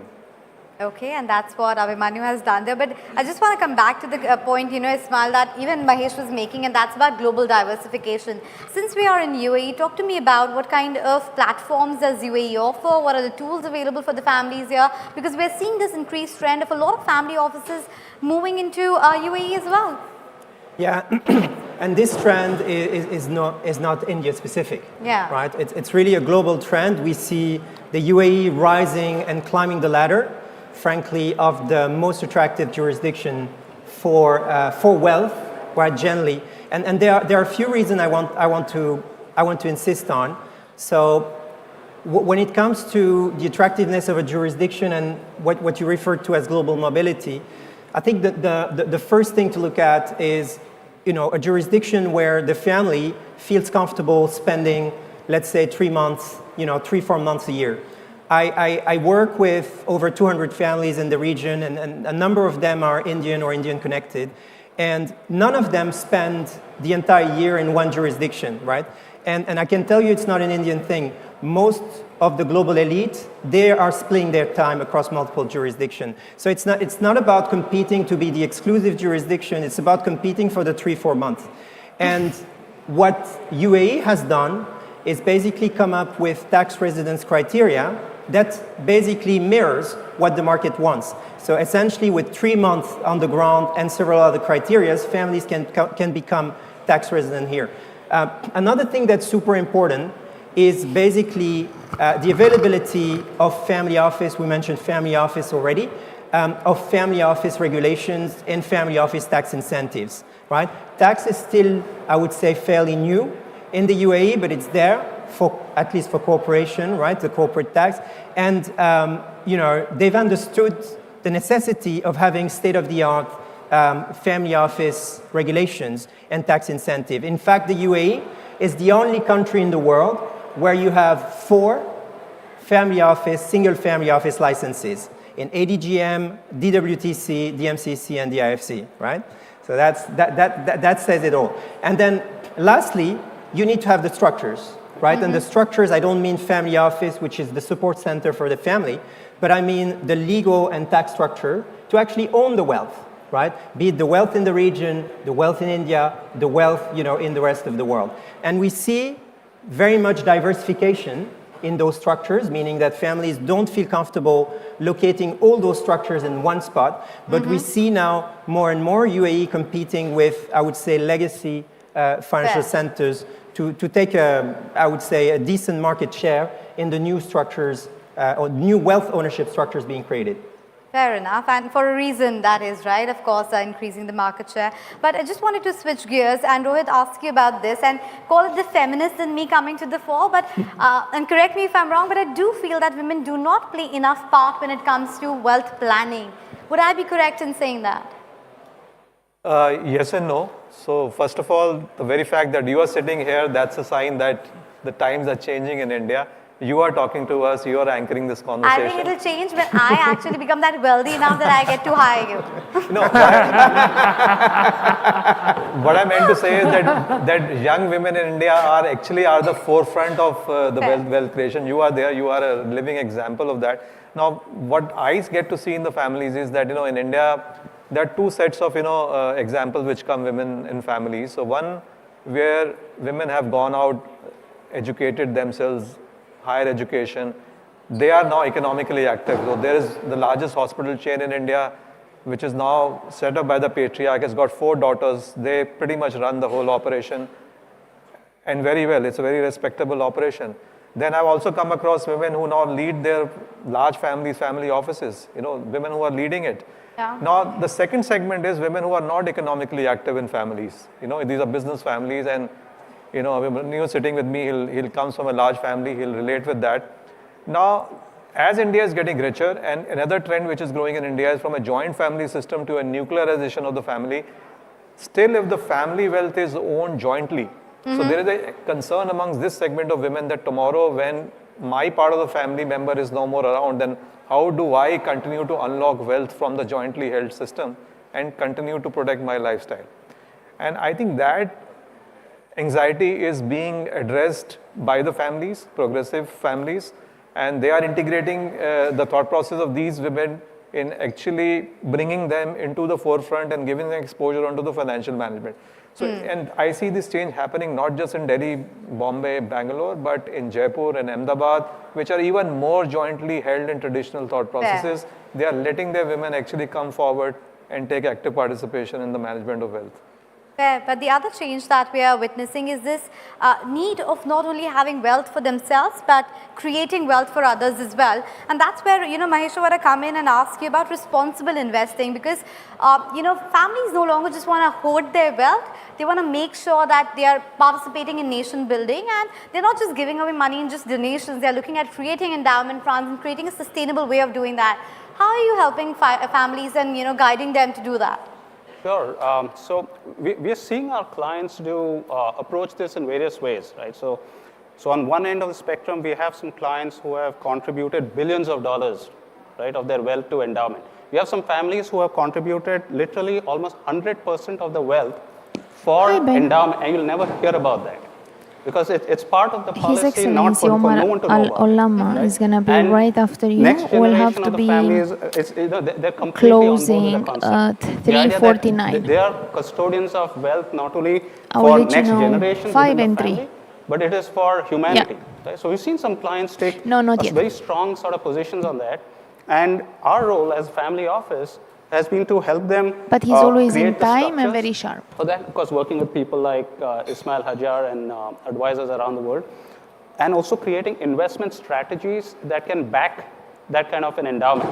Because when you're creating such sizable endowments, you need to generate that kind of cash flows on a long-term basis. You need to, you can't be thinking short-term basis. You need to be able to ride all sorts of market cycles and ensure that you always have cash flows to meet all of these the charitable grants, right? All of the expectations.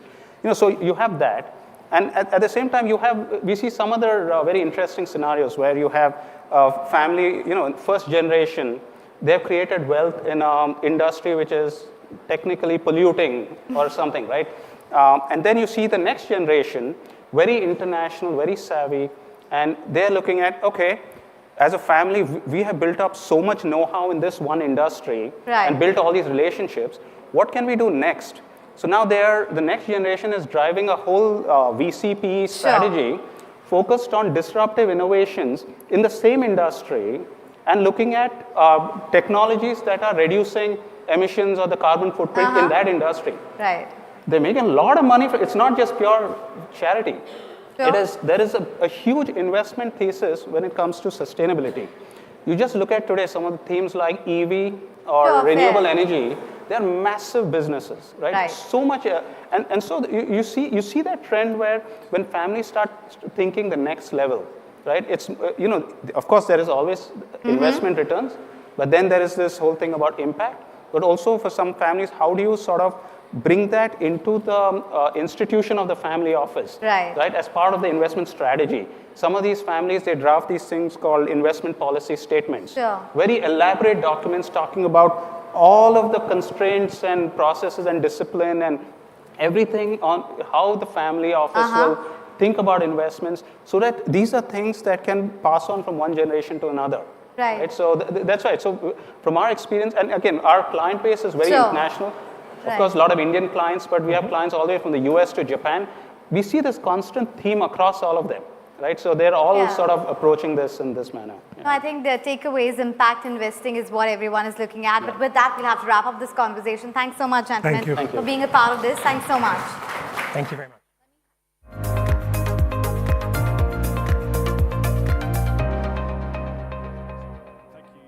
To Anisha and her panelists there. Now, we've got a packed session for you next. So packed, in fact, that I can't fit on the stage. We are going to talk about how disruptive and game-changing AI can be. We've heard a lot about it, of course, already. It is the subject of our next session with a particular focus, though, on fintech.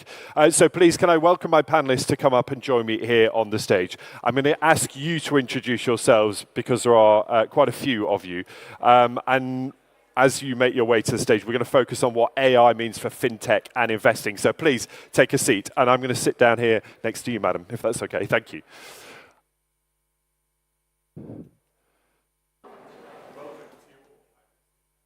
Here, hopefully you can still see me, but there's no space for me on stage. So please do grab a seat. And I'm going to ask you to introduce yourselves at the start of your first answer, if I can, please. And Yashish, I want to start with you and just set this out for us. Is AI a threat or an opportunity in the fintech space? AI is, depending on who you're asking. Who are you, where are you from, first of all, please? Sorry, was that? I run a company called Policy Bazaar and Paisa Bazaar in India and in the UAE. And that question truly depends upon whom you're asking. I think AI is largely going to be commodity in the future. Everybody will have it and everybody will have equal access to it.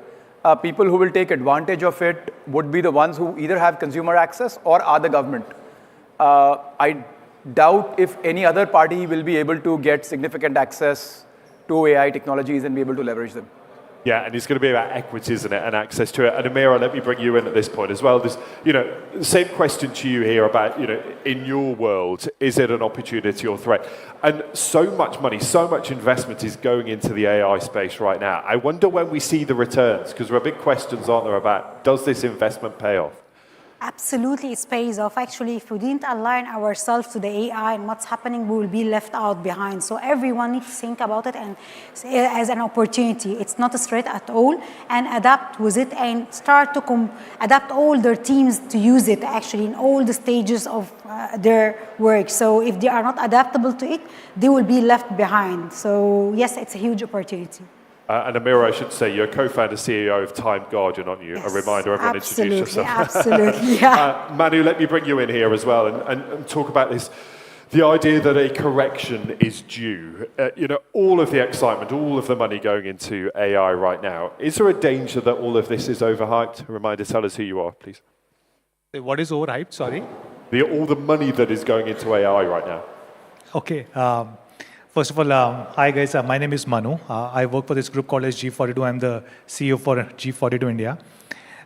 We are building data centers, supercomputers, AI models, etc. So we would be foolish if we were making all these investments, if we thought this was all hyped, because we're literally pouring in billions, if not more, into building AI infrastructure, starting with data centers, then large compute clusters, cloud, and AI solutions. I believe AI will change the way that each one of us consume or touch or feel anything around us, including doors, windows, chairs, in the next 5 to 10 years. And if you're not AI ready, we will lose out big time. So again, to add back to your answer to your earlier question, is it a big threat or not? People who do not adapt, people who do not use it, it will be a huge threat. People who do end up using it or end up adapting to it, it will be a huge boon for them. Just to pick up on the idea that you're putting all this money in, a lot of people will question when they see the return. What do you tell investors about, yes, we need your cash now, you will get a return when? For a lot of these projects, the return has already started coming in. Like the kind of money that we're investing in space tech, amount of money that we're investing in data centers, building large compute clusters, all of that is already giving enough returns. I think the only question that you may have is that with respect to AI models, when you start building applications on top of these AI models, which can help benefit, for example, we're talking about fintech. We were talking to a large bank in India, where the bank said, the way that we make money is by giving out loans to normal consumers. And we need an AI model which acts and behaves like a human being and can remind in case somebody is missing out on EMI payment. Yeah. And by doing this, having these agentic models, we can not only make it more efficient, but also save significantly cost. If we are able to do this with this particular bank, which is one of the largest banks in India, the bank will benefit and hopefully will also pay some money to us. So yes, we will start making money out of it. Yeah, let me bring you in at this point as well. What does AI mean for what you do? Just explain a little about what you do. Good afternoon, everyone. My name is Jan, and I'm the CEO of Etihad Payments. So like in India, there is a National Payments Corporation of India. Here in the Emirates, we now have Al Etihad Payments, so the national payments company. Hence, my view is a little bit skewed towards payments, obviously. And payments, while we try to make payments seamless, easy, convenient, and fast, to kind of keep them secure, machine learning and now AI has been instrumental in managing kind of fraud and risk management across payments, and that's on top of all the other things you can do with payments data. So of course, payments are about data, and with AI tools, you can do a lot of stuff. Neeraj, are you worried about what AI does for what you do for the business? It is a tool, but it is potentially game-changing in the way that you structure what you do as a business. How do you adapt to the opportunity while sort of mitigating some of the risks? Hi, good afternoon, everyone. My name is Neeraj Makin. I head the group strategy at Emirates NBD, which is one of the largest banks in the Middle East region. Ben, to your question, I think in the financial services industry, we are looking at AI as an opportunity, how to serve our customers better, how to run the banking operations and financial services in a more efficient manner. You know, some of the banks or some of the financial institutions are already on the cutting edge of the curve of adopting AI, using machine learning and Gen AI to cut the process times as to when a customer starts a journey and when a loan is disbursed to him or a financial transaction is completed. We've been using, as a bank ourselves, we've been adopting most of these things. I myself run an advanced analytics team, which is more than 70 people strong. And we've invested quite a lot over the last 3 years in order to start using analytics. And of course, now, as Gen AI is taking more precedence, or at least more use cases are coming, we've at least been trying to pilot use cases.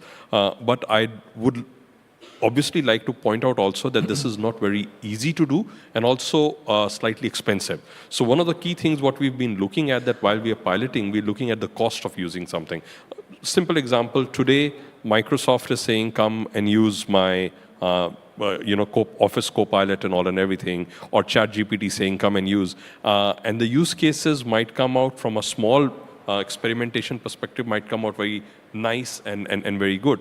But when you come down to implement it on a large scale, the cost of doing that bit, or what Microsoft is going to charge me, or what ChatGPT or anybody else is going to charge me, you have to look at it at the full cost-benefit analysis. But yes, banks or financial services industries are looking at it as an opportunity, and wherever the platforms allow them to incorporate or onboard, they are trying to. You talk about the areas that you're piloting. Just give me a sense of what are your options? What's on the cards right now? Sorry? The areas that you're piloting to use some of that tech. Okay, so something like, when you call the call center, all right? Right now, sometimes you have to continue waiting. The customers have to continue waiting because we don't have enough service, personnel who can continue taking the call.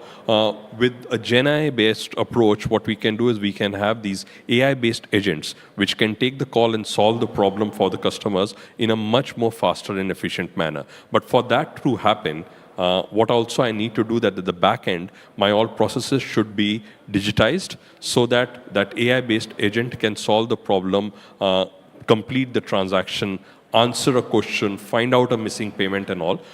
So these are some of the areas. The other areas where we're using hardcore machine learning analytics is on treasury payment side. We're looking at what is the next best product to sell to the client. We are looking at fraud. We are also looking at, so these are the various use cases which are currently we're trying to use or we are actually using. One of the other big ones which we've been doing is to use these machine learning based models to actually do the credit underwriting or the credit rating for customers and clients. Now, the challenge we face in some of those things is on the regulatory side, right? Because the regulators sometimes come and say that, look, we don't understand what this black box that called AI is doing. So you have to explain to us what is happening, what. So I think that is a learning journey we are going through the regulators. And it's not the case here in UAE. It's the case across various other markets where central banks or regulators are also trying to adapt to it, but also being very, I would say, circumspect about what comes out of it and all. So, but these are some of the use cases where we're using both AI and analytics to drive home. Yeah, and that educational point is a really interesting one, isn't it, on so many different levels. Yashish, your business is insurance, lending products, things like that, isn't it? What does it mean for you? Is it just about taking out cost from some of the back-end operations, or is this a real game changer for you in how you could deliver what you do? Right now, it's a combination of cost and risk assessment. However, the point I was trying to make was within a 3-year time frame, the expectation is everybody should have access to more than enough AI and tech, and thus I see it as something which is just going to be available. And yes, if you're a government, you want your own model. If you're a large consumer access company, you want your own model. So if you're an Apple, if you're a Meta, or if you're a Google, you want your own model. And if you're a large government, you want your own model. But besides that, for most businesses, it's just going to be an on-tap commodity available. Again, the costs will come down with competition. And we are seeing significant benefits at this point, as I mentioned, on things like quality assessment, things like risk assessment, things like if you're speaking to somebody and you want to document what happened in that conversation, so the summarization where people had to earlier take notes. So at this point, it's mostly cost reduction. It hasn't got to a stage where complex product sales are happening through AI yet, but I don't anticipate that'll take very long. As I said, in the 3-year time frame, we anticipate a lot of that happening. And Manu, Yashish says everybody will have access to this tech. Is that true, or is it just the organizations with the deepest pockets?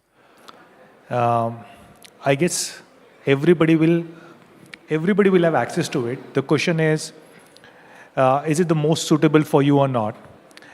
So we spoke about some of the large US-based large corporates and companies, which are of course spending billions of dollars in building these great models. But for a lot of us across the world, especially in Global South, we may not need all these large models necessarily. For our own individual companies, for our own usage, we may actually be perfectly fine with small language models, or models which are more specific to our use case.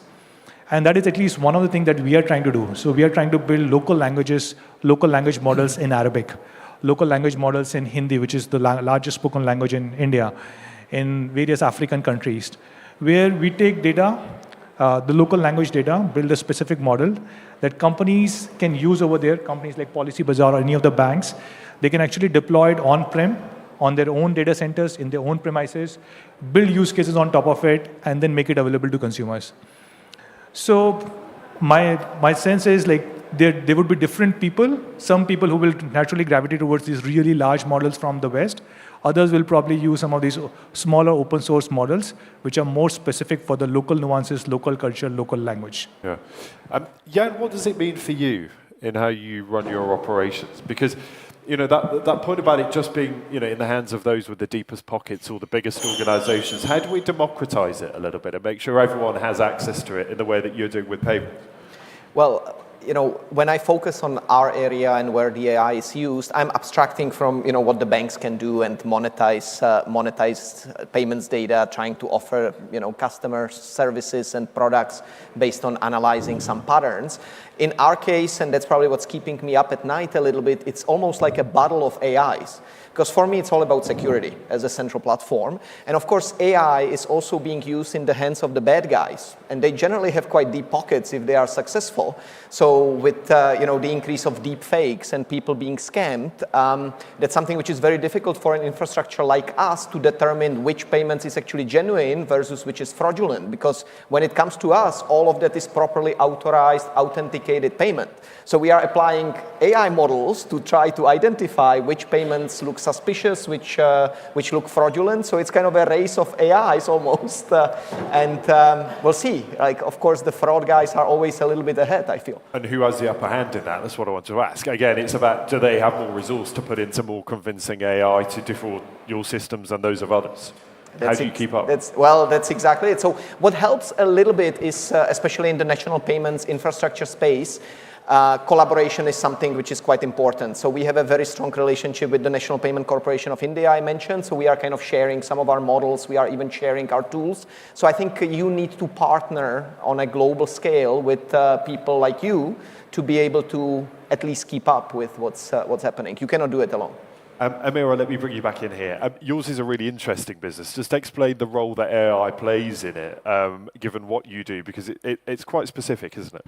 Absolutely. For me, actually, it's a need. It's not a matter of something which I can use it or not. It's a need because during my full onboarding journey, I'm using the AI to support into the full onboarding journey. The minister is going to be a bit late, so I need you to fill up a bit. To scatter your documentation and define about what 10 type minutes. of documentation Is I'm that using fine? the AI in order to store it. So the full app actually is using the AI to store and secure the data and ensure it's decentralized. It's all fully through the AI. So for me, it's not something I can sacrifice. It's cost reduction. And if you can fill 8 minutes, will be great. Any startup, Thanks. I feel. So this is how I'm using it. And when you start that journey with the AI, what is your overwhelming feeling? Is it that you have to be involved? If you miss the train now and you didn't get on at the beginning, it is a problem?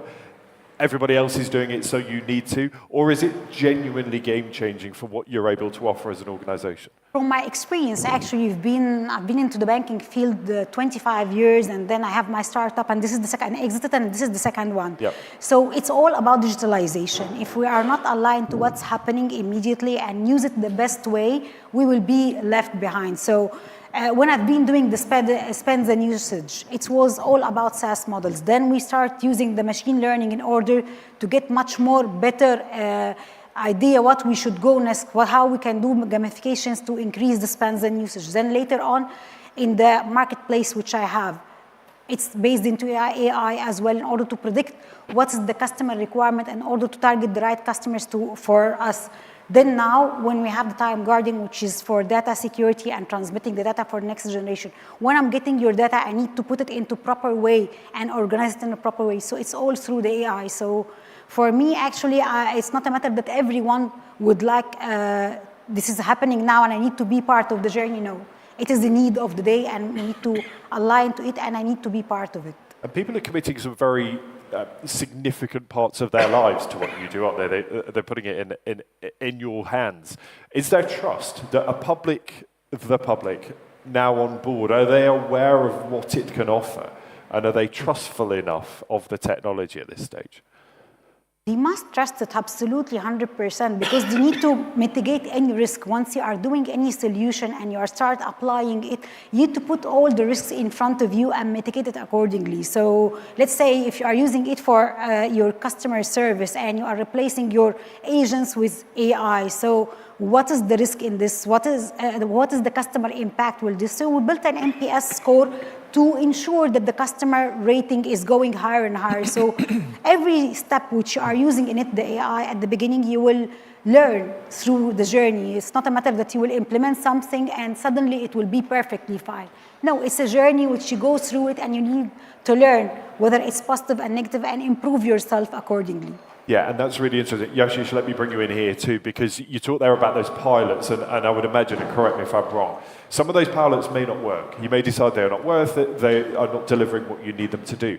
And I wonder, therefore, where the genuine innovation comes in here, where we say, this is a bit of kit, but it is a tool, and it is something we can use to create something else, rather than the sort of dominance coming from those models that are already existing, and we're just sort of jumping on the back of them. Where does the innovation come from?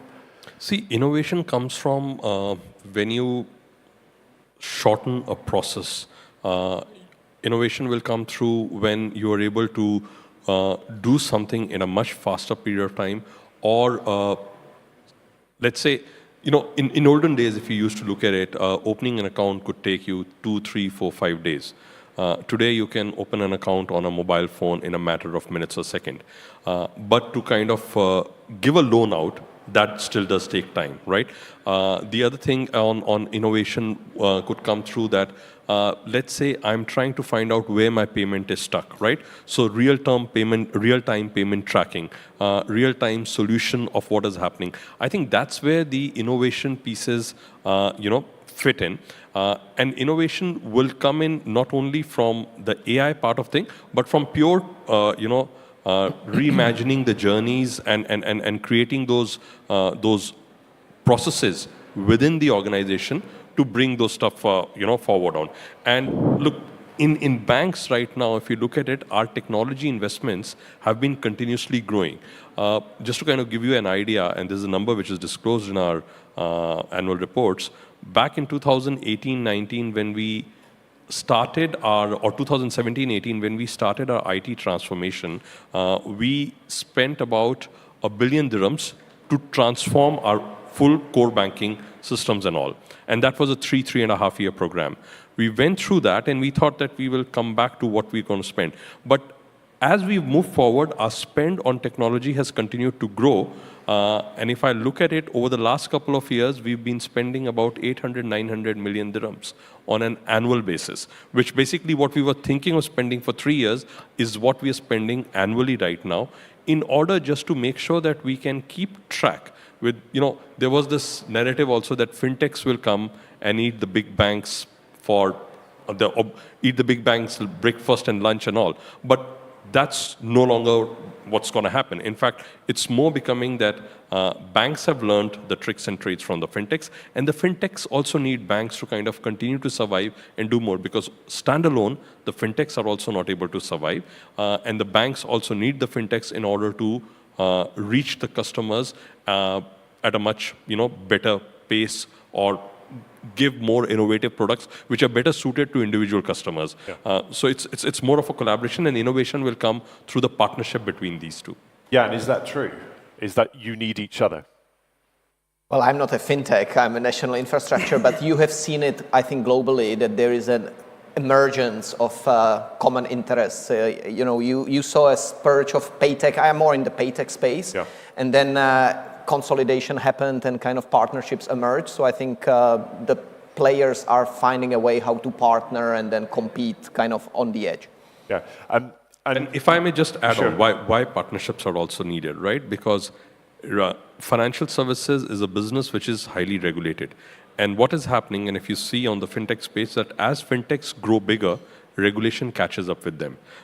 You have numerous examples around the world, whether be it Ant Financial in China or whatever, or in our home market, VO has been a very successful neobank and all, but as they have grown, the central bank has been looking more and more, no, you should not be doing it like this, you should be, and that's where, things need to kind of come in, and that's where the partnership model looks to be more working.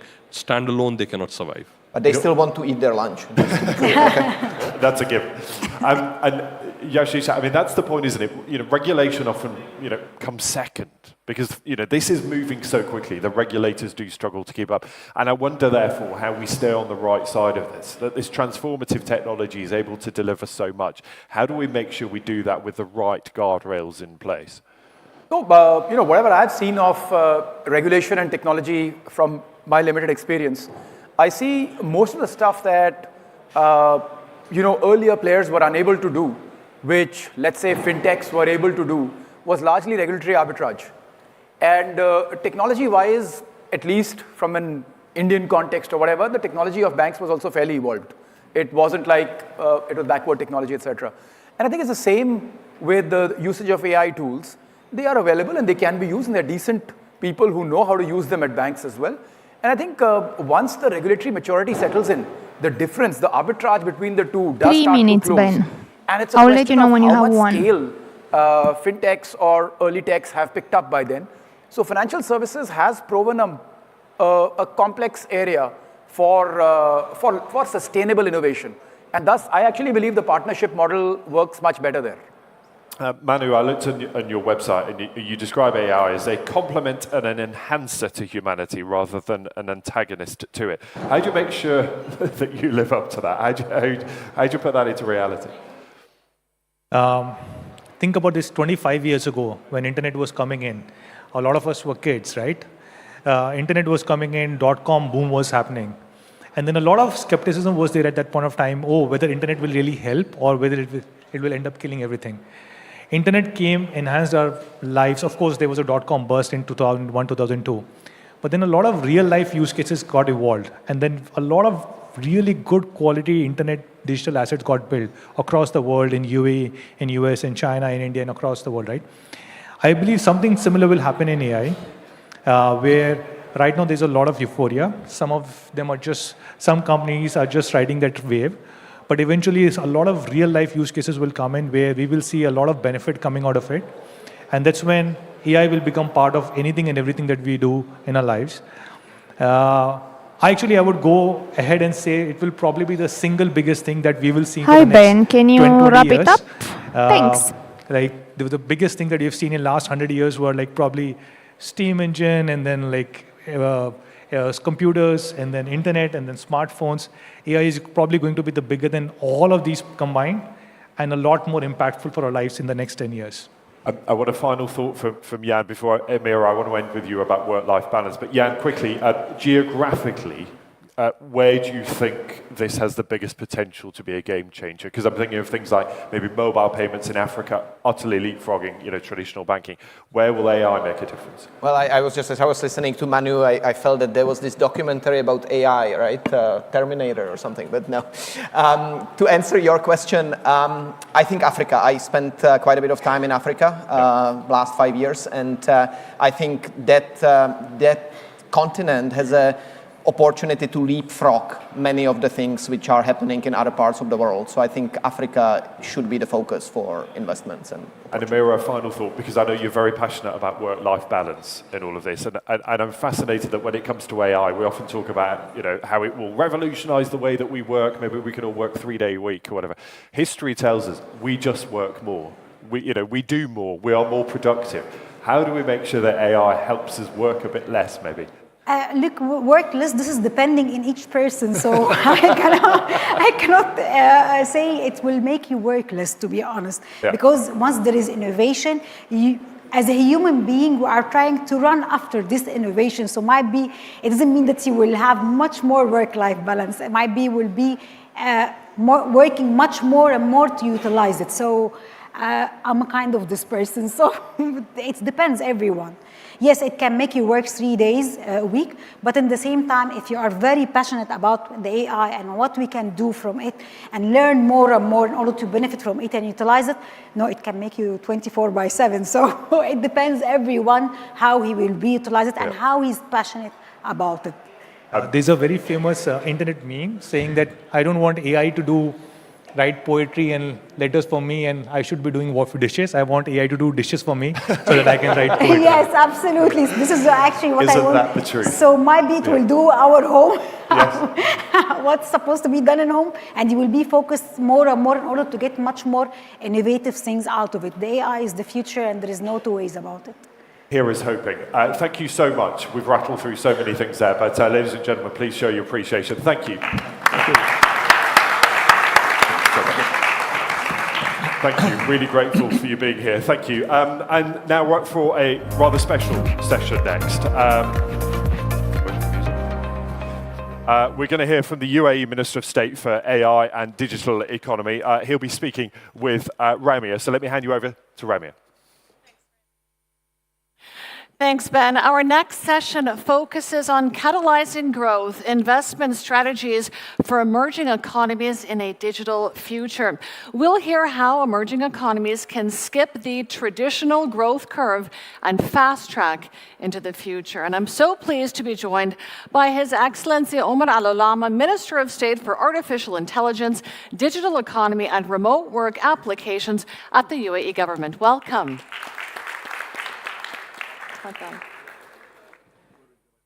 Wherever you like.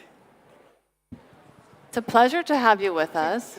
For closer, I think it might be better, right? Sure, in case you can't hear me. It's a pleasure to have you with us. And as many of you know, the UAE ranks first in the MENA region, and it ranks third globally for government digital transformation. Your Excellency, tell us how emerging economies can really leapfrog traditional growth models through digital transformation. How are you doing it here in the UAE? Thank you very much. It's an absolute pleasure being here, and I'd like to commend Manoj and his vision for putting together the IGF every single year. Seeing it grow from strength to strength just shows what the UAE and India can do when they come together and focus really on a shared vision that has mutual interest at heart. Maybe the UAE's journey today is at a very interesting juncture. We are today halfway through our strategy. So we launched or announced our strategy in 2017 that we want to be a leading nation in the space of artificial intelligence, focused specifically on government use of AI. Today we're at the halfway mark, and we have 7 years left.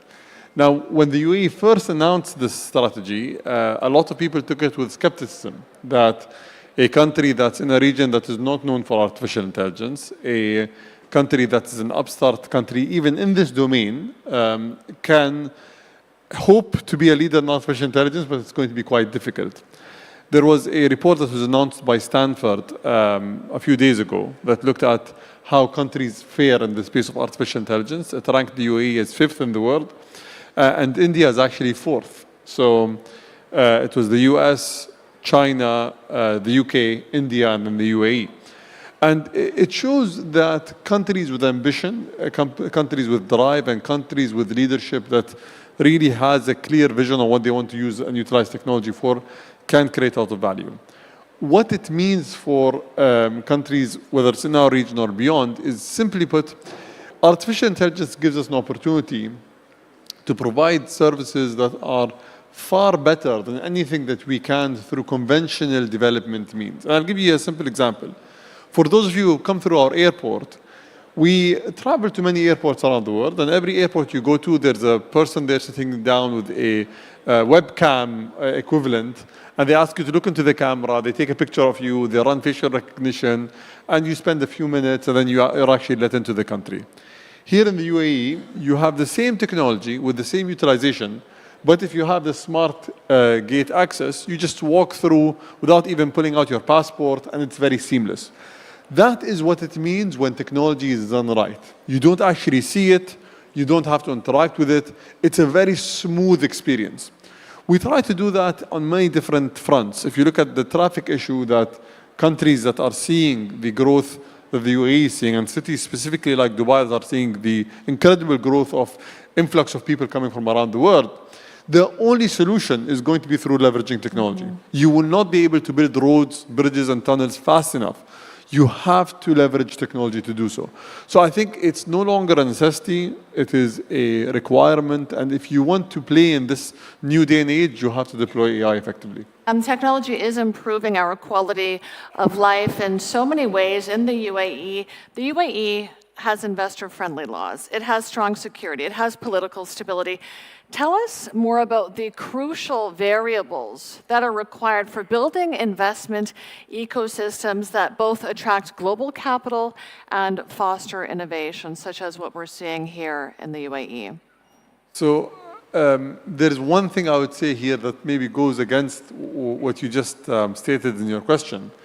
We never feel satisfied with what we have. We never say we have this, this, and that. We actually always think about what we don't have. and we always iterate to see how we can improve. Any city, any country, any government that wants to continuously improve needs to continuously look at what needs to be done and how it can be done better. We never think that we are the best or the most capable. We always believe that there's a lot more to do. Now, in terms of numbers, I think our numbers, if you look at the influx of high net worth individuals or the number of companies that are in the UAE, they prove that we're doing something right. But did we reach our destination? I think there's still a long way to go. I once mentioned a number to a few people that were asking me about the size of business in the UAE. There are 1 million trade licenses that were issued in the UAE. The millionth trade license was actually issued recently. You just look at the number of businesses that operate here. They don't operate for this market. They operate for the world, right? So most companies that come to the UAE don't look at the UAE market. They look at the region beyond this market. And if there is one thing that we aspire to do more of, it's actually expanding the business reach of companies that operate in the UAE. And we see that through the SEPA agreement that the UAE is signing with countries. We've signed with many countries. I think there are many other countries that we should sign with. India was actually one of the first countries that we signed with. My view is that is going to be a paradigm changer and honestly a complete shift in terms of our market size and our market reach once these agreements are signed with many other players. And the UAE has signed dozens of SEPAs, and it aspires to sign, I believe, 29 by the end of the year or by next year. I was speaking to His Excellency Dr. Thani last week about this very subject. These SEPAs have increased growth exponentially. In Iraq, for example, growth has increased by 46%. So they really are contributing significantly to the UAE economy. Tell us about the workforce. How does developing a tech-savvy workforce really contribute to economic resilience in emerging markets? And how do we develop a tech-savvy workforce? So that's a fantastic question. The word tech-savvy changes. 10 years ago, tech-savvy was someone who knows how to use the internet and PowerPoint. Today, tech-savvy is someone who's able to deploy artificial intelligence. I think that this is a goalpost that keeps moving. It's very important for countries to continuously invest in upskilling and upgrading the talent that exists in that country. And how they can do that is through a few fold of initiatives. The first is the current requirement that people have is using and leveraging generative AI effectively. Is that going to be the only skill that they need in 5 years' time? No. 5 years ago, it wasn't that. 5 years ago, it was leveraging, for example, certain AI tools like recommendation engines, like computer vision systems and others to create tools that did not exist in different domains of government and beyond. And today, the issue is an issue of using and wielding the generative AI engines. Are they the only tool that people need to be using? No. The main skill that I think governments need to try to foster in people is critical thinking. Because if you think critically, even if you use a technology that seems to be infinite in its potential, you will understand where the limitations are and you will think critically of how to bridge that gap. Another important issue is, we're constantly blinded by the way that technology can impact our lives, but there are so many limitations that the technology has. When you are able to understand what the technology can and cannot do, you'll be able to wield it as a tool in a way that actually does not create any harm, but rather actually creates a positive advantage for you. So I think constant upskilling is required. I'll give you maybe a thing that we don't typically share.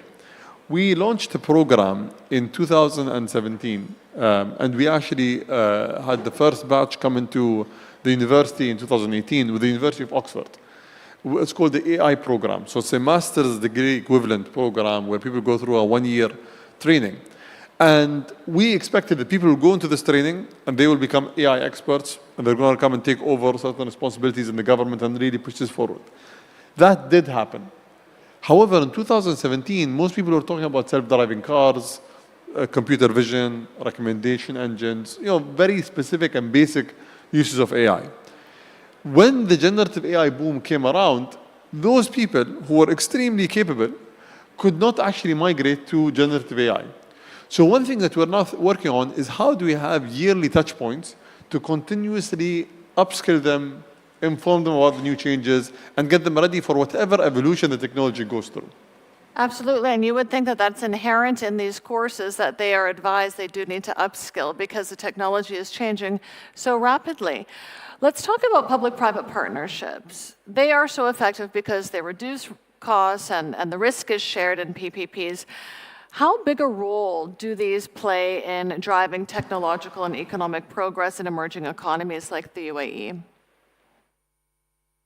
I think PPP is one of the only ways to go, but there are certain elements where PPP is not the answer.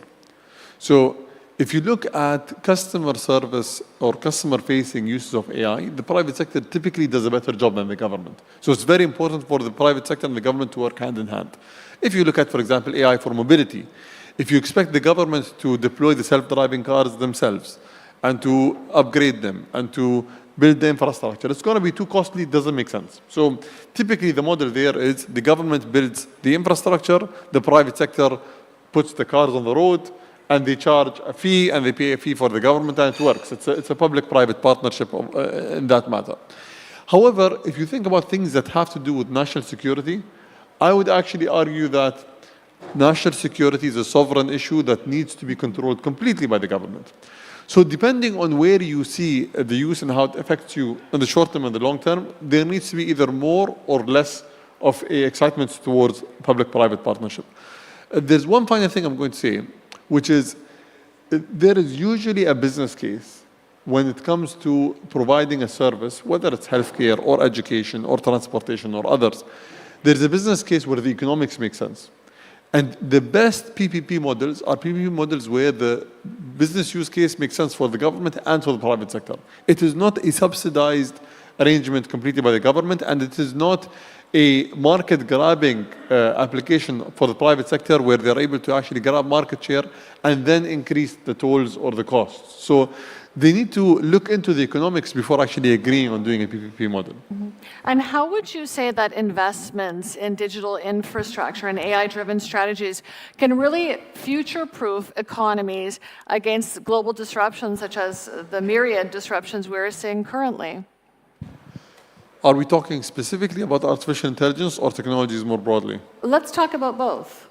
Okay, so if we look at artificial intelligence, today there are maybe 3 domains of AI that need to be invested in. The first is energy. I think the future of AI is going to be determined to a large extent by availability of energy. So countries that have excess energy capacity are going to attract more companies that are going to build these very intensive and very large models. Countries that do not have enough energy to power these systems are going to have a problem in the near future. So I think energy is critical. Second is at times it doesn't make sense for startups to invest in compute because the cost is very, very high and they're not able to raise enough money. There needs to be a model where, again, if we're looking at investments specifically, the government invests in building a supercomputer, building a data center cluster that startups can leverage and utilize to build, let's say, their use cases or their applications. And then beyond that, monetize it, pay the government back, or, IPO on the market and it just goes on from there. So I think there is a need to do both, to invest in energy and to invest in data center and supercomputing or compute infrastructure more broadly. And then the final thing, which I don't think it's government investments, rather government subsidies or let's say programs where you're able to reduce the friction, it's related to talent. How can the visa regime be friendly? How can talent actually be attracted from around the world to upskill and to actually maybe support the local talent and the talent capabilities that are there locally, plus the programs that you deploy in your country. Now, if we're talking about technology more broadly, there are new trends and new technologies that the world as a whole gets excited about every now and then. It's important for governments to put enough investments to be able to grasp that, whether it's hockey stick growth or if in the case that it just dies down, that the governments are able to ensure that they've done enough, but if it dies down, it's perfectly fine. We see that in technologies like the metaverse, in technologies like blockchain. There are so many technologies that, or NFTs for that matter, there are so many technologies that every now and then become a very exciting trend. Some of them pick up, others don't. And this is the cycle of technology. Not every technology really does, create that impact that we expect. AI today can be in that cycle. We actually don't know yet. There's a lot of promise that AI brings. Can we actually realize this promise is a question.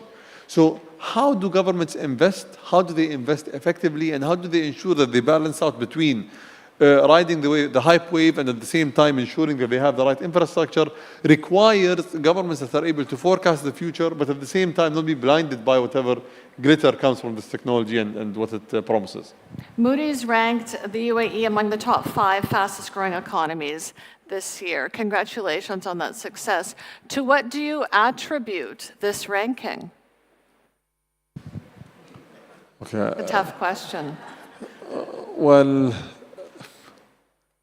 I have so many ways I can answer this. I think the first is maybe the UAE has proven its economic resilience, first and foremost by having leadership that's able to really think far ahead and invest in the most responsible manner, regardless of whatever issues happen in our region. We live in a turbulent region. For the UAE to rank so high in this region is a testament to what was achieved. It's much easier for us to rank as a very stable economy or to get a very high rating by Moody's if we were an island in the middle of the ocean and no one is around us. Because then, the turmoil that happens around you doesn't really affect you.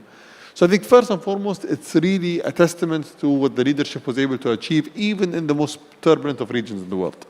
The second, and I mean this genuinely, the UAE is a country that is not built by Emiratis that think that they are the smartest and invest their own money. It's built by the world believing in a vision and flocking to this land to co-invest and to realize a future that they can't realize anywhere else. Everything you see around you is invested by the world for the world.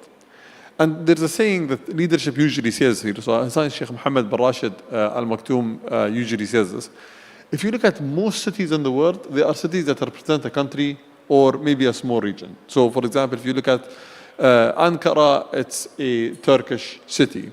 If you look at Cairo, it's an Egyptian city. If you look at Los Angeles, it's an American city. If you look at Dubai, or maybe Abu Dhabi for that matter, it's the world in the city. People from every corner of the planet have invested money, have come and put their work, their sweat, their tears to build a future for them and the people around them that they could not build anywhere else. And it's testament to that. It's testament to all of these people coming to realize a dream that is greater than their own, maybe selfish interests or even the interests of one community. Every single community in Dubai builds for the world in Dubai. Well, we certainly do believe in the vision, and we are grateful to be a part of it. Thank you very much for joining us. Congratulations on the great work you're doing, expediting growth and really future-proofing the UAE. Thank you for being with us, Your Excellency. Thank you.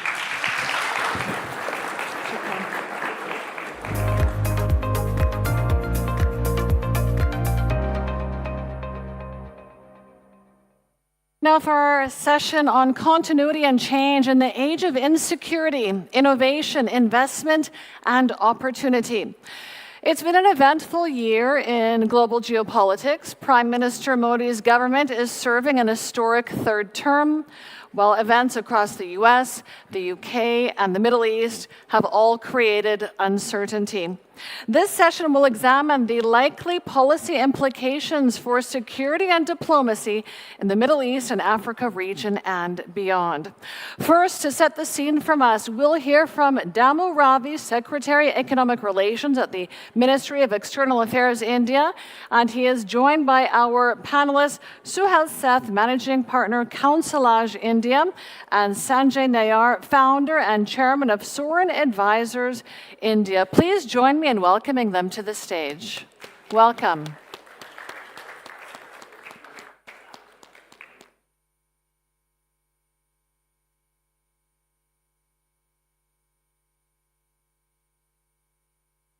Hello. Welcome.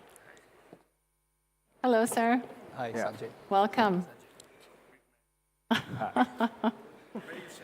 I'll sit here. Hello, how are you, sir? Nice to meet you.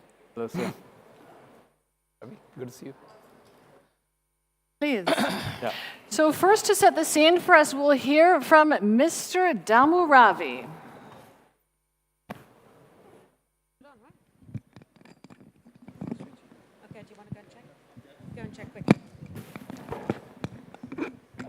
Please, go ahead. What do you want to ask? I thought you were going to set the scene for us and give us a little synopsis of what you would like to discuss today. If that's not the case, I will go directly into the questions. Okay, I think the format is different. Okay, could ask. Oh, okay. Yes. Well, as we know, the last year has seen significant geopolitical events. Trump's re-election, ongoing wars in the Middle East and Ukraine. Is this new environment one of opportunity or one of challenges for India? Well, I think we have to see developments around the world and how they impact countries in a more holistic way. I mean, I like to go, let's say, even 100 years ago, there have been great many changes that have happened on the world stage. World War I, II, then the revolutions, the civil wars. The globe has always been somewhat tumultuous, going through that phase. Let's look at the last 1 year or so. It's a year of elections. But 64 countries went into election. And then there's a continuity and there's a change as well. Prime Minister Modi is now 3.0 in a way, setting the stage for continuity. But you also see that the global situation in terms of the geopolitical aspect continues to be a turmoil. And it causes stress at many points. It's disruptive. It also tells us that we need to be a lot more prepared to navigate this challenge. Typically, countries, when they are in a crisis, they tend to be nationalistic. We have seen this in the time of COVID, that vaccine nationalism was very common in the countries that produce vaccines. Now we are seeing in the geopolitical tensions the same kind of trend. Many countries, we are seeing the center-right governments taking the center stage, advocating a nationalist approach, becoming more protectionist. And countries that are in the global south seeking solutions, and they're crying for help, and they need partnerships to help them. So this is the time when we need to stitch plurilateral frameworks. Bilaterally, we have to be more stronger. Partnerships that are enduring, that are able to come out with solutions for the problems of a large number of countries. And why I say this is so important, because in a way we are all integrated. Globally, we are all integrated. We are all interconnected. The global problems require global solutions, not by few countries. And that is where partnership between countries like India and UAE are extremely important. We go into details as to what are those issues and how we can navigate this, but I'll pause at this point of time. Thank you.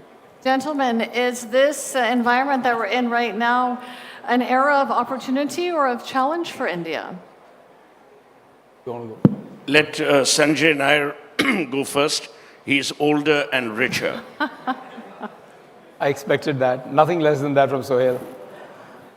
The shirt shows that. Who's rich? Okay. Sorry. Look, I think your question is very valid. My view is purely from an Indian perspective, not a global one that the secretary took. I think the world is going to get far more insular, less exclusive, or less inclusive. And we all need to look out for ourselves. I think that's the reality, at least the way I see it, unless someone finds a global solution.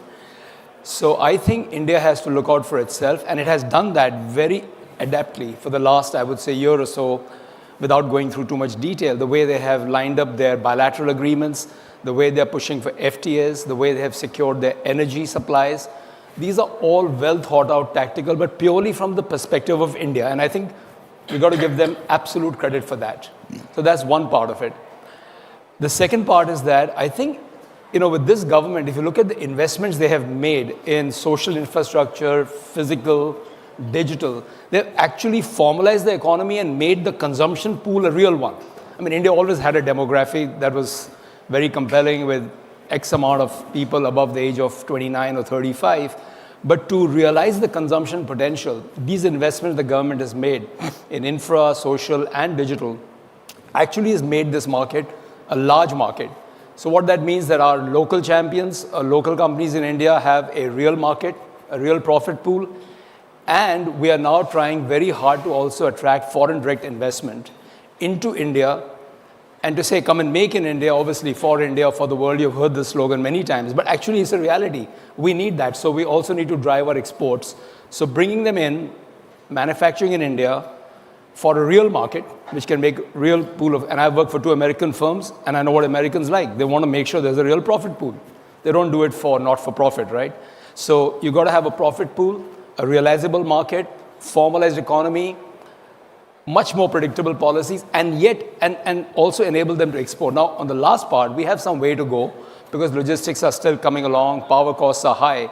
But frankly, I think India, if you look at it, and I'm sure it's by design, they've secured their geopolitical relations in a way, tied up with friendly countries, driving investment corridors and trade corridors. Now we just got to make sure that in this, what I would call the next 3-4 years, we try to make sure we make doing business in India really simple and easy to make it easy for the Indians to invest and for the foreigners. So I think we are looking out for ourselves. I think a set of opportunities for Indian companies and foreign companies. I think the only challenge, frankly, is that dollars are not going to be easy to come by. I've seen, governors of US pitching for investing in their states, make in America. So when we say make in India, we have our work to do. And I think that's the challenge. But look, the investment the government is making should facilitate that. Sohail, do you believe that the opportunities outweigh the challenges? Absolutely. I'm not a pseudo-nationalist, so let me give you a perspective on India and Indians. Never in the history of India since 1947 have we been better positioned, more confident, and better placed, not only within our domestic environment, but even at the global high table. The reasons being that the potential of every Indian has been harnessed and has been encouraged by Narendra Modi. You may disagree with his politics, but you have to agree with one thing that he's done. He's made India stand tall, stand proud at the dint and the courage of conviction of its ability to do. It's not about the ability to speak. Number 2, as Sanjay said, India today is no longer someone else's, dog's body. We have created a position in the world based on what we genuinely believe. And unlike most countries that most of us talk about, we are not a republic alone. We are a civilizational legacy. That civilizational legacy is now standing us in good stead. Remember one thing, we gave the world soft power before the word soft power was even invented. Manu, 3,900 years ago, in Manu Smriti talked about Daan, which is giving back, before Warren Buffett and Bill Gates became popular and relevant. What has happened today is we have shed the arrogance, we have shed the lack of confidence, which, by the way, to my mind, was imposed on us for various political reasons. And we are now seeing the potential of every Indian. Our matrimonial advertising has changed. That's a big sign of a society changing. And I'll tell you why. The matrimonial ads earlier would say you had to belong to the administrative services, with all due respect to Ravi, or you had to be a doctor or a lawyer. Today, education is not about degrees. It's about how you can perform and how you do. We are today the world's largest repository of unicorns. More and more people, and here I have to thank Narendra Modi. This country, India, would not have achieved the level of digitization if it weren't for a prime minister who was convinced that it's not who the idea belongs to, but how you can get the idea implemented. That's important. What is also important is, I'm not even going there to say, oh, Indians run some of the largest companies in the world, blah, blah, blah. That's irrelevant. What is relevant is how we have harnessed the demographic dividend for Indians. As Sanjay talked about Make in India, earlier Make in India was contract manufacturing. Today we are getting into original manufacturing. Earlier contract manufacturing was what we would do as the cheap factory for the world. That's changed. And let me tell you one thing, as I see, so I'm a marketing person, I have no, accomplishments in finance or diplomacy. I mean, I'm the least diplomatic person, if you know me well. So I will tell you, what has really changed in India is the ability to offer opportunities. You know, I used to say this many years ago, before even you were born, that impoverishment every country has. Every country has poverty. But the worst impoverishment is when you choke the opportunities. Today, the shackles of choking the opportunity basket have been removed. Today, every Indian can actually obtain, garner, glean from the opportunities he or she is provided. Yes. And that's important. Yes. Citizens make countries, not summits or seminars. Yes, you're absolutely right. But I think, and your colleagues, I think you missed the point about your age. But anyway, we'll come to that later. I heard that, and I took it as a compliment. I think you missed, Thank you very much. It is a compliment. You missed the Thank you very much. Your colleagues alluded to a rise in nationalism, and from your sentiment, I gather that there's also a rise in nationalism in India. How are you dealing with the rise in nationalism outside of India? How is it going to impact trade and your economy? Okay. See, today India is very strongly plugged into the outside world. You know, we may be nationalistic, I think that's very important, but it doesn't mean that we are protectionist. And the pride in the country is primary, it's important, because that gives us confidence. As your economy is growing, we are also conscious of the fact that we need to take a global role. We need to assume global role, which is why, if you've seen in the last 10 years or so, we've been more active on the global stage. We are in the BRICS as a founding member, we are in this Shanghai Cooperation, ITU2, IMAC, at India-owned driven initiatives like the International Solar Alliance, the Coalition for Disaster Resilience, the Biofuel Alliance, the Big Cat Alliance. These are all the initiatives that we would like to take to the world, because it's time for us to also look at the world as one. I mean, look at our G20 message: one world, one earth, one family, one future, and leaving no one behind. Now, where does it come from? It's come from our deep philosophical ethos that comes from a civilizational depth that we all carry. So that's the strength of India. Now, you also have to understand, when you say nationalist, it doesn't mean that we only think of India. I think culturally and thousands of years, we have always been reaching out to outsiders, to outside world, because we believe that sharing is strength. And that's what exactly we have done. You know, look at our history in the last, since independence, how much of development activity that we have done outside of India, both in the capacity building initiatives. Now we have done projects, we have done lines of credit, we have done grants, and a commitment from the Minister of External Affairs of $32 billion we have done. So this is where it comes from. But I feel that it doesn't stop there. I believe India has a role to play in the global south, but we cannot do it alone. We need partners, and we need enduring partners. I mean, I see countries like UAE as a natural partner for us. We also have to look at others who equally want to drive the development agenda on the global stage. And that also requires national confidence to do that. Thank you. Sanjay, what are your thoughts? Not much to add from what the Secretary said. My view is that, again, taking a national view purely, I think we have to also recognize, what are the, can't use a better word, but say weaknesses. And we need to look out for that. I said it in a previous lunch, that we have to recognize that we are still pretty low on the per capita GDP. And we have a long way to go, and we are going to require external savings to bridge the savings gap in India to achieve the investment growth rate, to achieve a developed nation status, or even the growth in per capita. It's not going to happen just by having a demography and having a market and all that. So I think we have to recognize that we do need long-term savings, and not referring to stock markets and short-term money. We need that. And we need the so-called foreign direct investment. We have to actually go and literally market for it. And like I was saying, we have governors of states from United States, of different states, coming and pitching for Make in America. So we have to work very hard on that.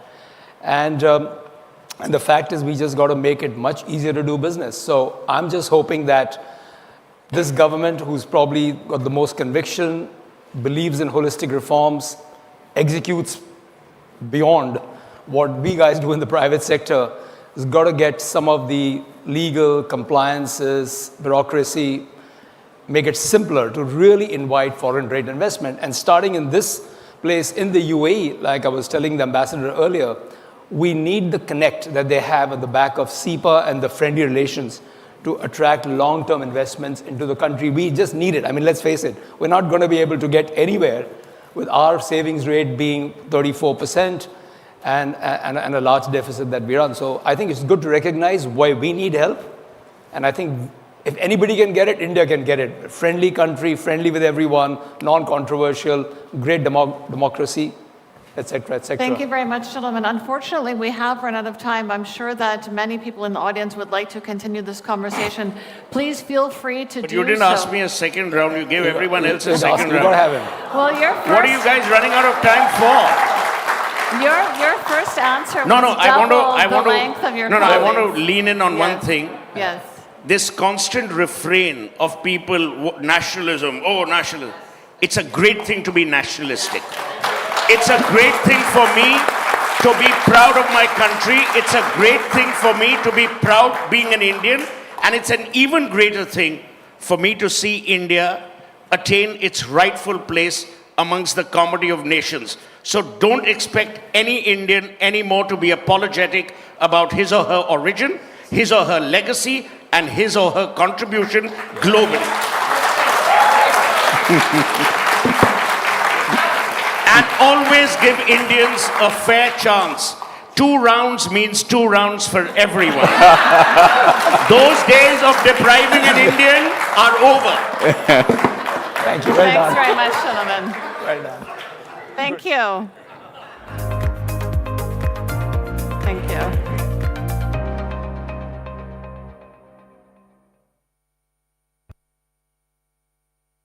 Back to Ben for our next session.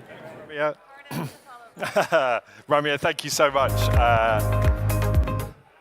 Yeah, lots for us to talk about, and I'm sure there'll be a lot of implications from that discussion. Those conversations will continue outside, I am sure. Now, we're going to turn our attention to something entirely different. We're going to talk about special economic zones, because you will be aware they play a really crucial role in driving economic growth and attracting global investment. They do that, of course, by offering maybe tax incentives, a favorable business environment, and streamlined regulations. So in this session, I want to look at their ongoing role and look at how we might develop these zones for a digital future. And so please welcome my panelists to the stage. Justice Kariuki Mate, who's from TRIFIC, the Special Economic Zone, Mohammed Hassim, who's from the Ras Al Khaimah Economic Zone, Nikhil Gandhi, Executive Director and Chief Business Officer at Arise IIP, and Anders Kron, who's the Vice President of Business Development at DP World. Please, gents, take a seat. Nice to see you all. Your tweets. I have a WhatsApp rule. We're missing one. Yeah, go and get Please, anyway, take a seat. All right. See you. I think we might just be waiting. There we go. Nice to see you. Welcome. Gents, you have a hard act to follow, but we've got plenty to talk about. And Justice, you're next to me. I want to start with you if I can. Talk to me about what makes a special economic zone successful. What are the ingredients? Thank you very much, and it's an honor being here. I think at the forefront of the establishment of special economic zones is the objective to drive and attract investments into their respective jurisdictions. And this is an effort that countries are making to try and attract capital. And this is something we see a lot, especially in Africa and Kenya, where I come from. And at the heart of a successful special economic zone are 3 drivers, which I will quickly spell out. One of them is the need to curate a predictable investment environment for investors wishing to bring their investments into any particular zone. And this is informed by historical issues of the investment climate keeping changing right, left, and center, and particularly when new regimes come to power. And for any country investing heavily in the establishment of special economic zones, there is the need, therefore, to ensure that the investment environment, the investment climate is as predictable as possible, so that what an investor uses as a basis to bring their investment does not change tomorrow because there's been an election and there's a new guy in power who then says, look, I don't want to follow what was happening in the last regime. I'm coming with my new policies and all that. Then the second issue is the issue of lowering the cost of doing business. Quite a number of times we don't tell the whole story. So I come to India, I tell somebody, come, bring a subsidiary of your company to Kenya, bring the whole of your company to Kenya, and then 1 year down the line, they realize the taxman is heavy on their production, on their inputs, on their operations, through taxes that keep flying in, right, left, and center. And we see this manifested by way of value-added taxes that come in, withholding taxes that get thrown in. We have heavy import duties on input that you're bringing in for your business. And for a successful special economic zone, there has to be a deliberate effort to remove anything that attacks the cost of doing business, so that when you come on board with your investment, you are sure that the costs that come with making money are not as high as they would have been. Then thirdly, is the question of the protection of profits. Sometimes we allow you to make all the money you want, and then we come in with very heavy corporation taxes.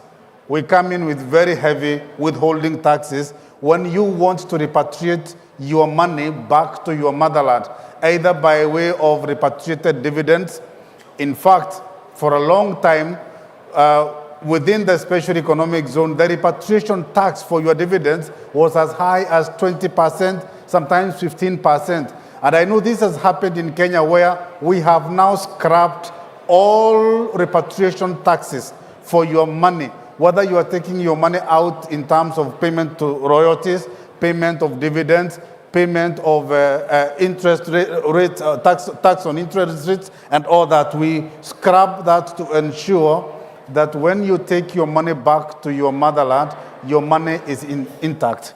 You have a question on that? No, I want to bring in Mohammed at this point, because that's really clear on terms of what are the driving forces, so stability and clarity around the financial incentive. So, Mohammed, let me spin it the other way, because so many economic zones are growing and doing really well. Some don't live up to the hype, though, and I suppose what defines those that aren't doing well? Is it simply the opposite of that? So it's instability and inconsistency. So first of all, namaskar. Once again, thank you very much for the Indian Global Forum. So in the UAE, if you see total 40 plus free zone and economic zones are there. And I differentiate the success is like a RISE M. RISE R is like a robust infrastructure. And I is interconnected with your local and global economy. And the third is as a strategic location and connectivity.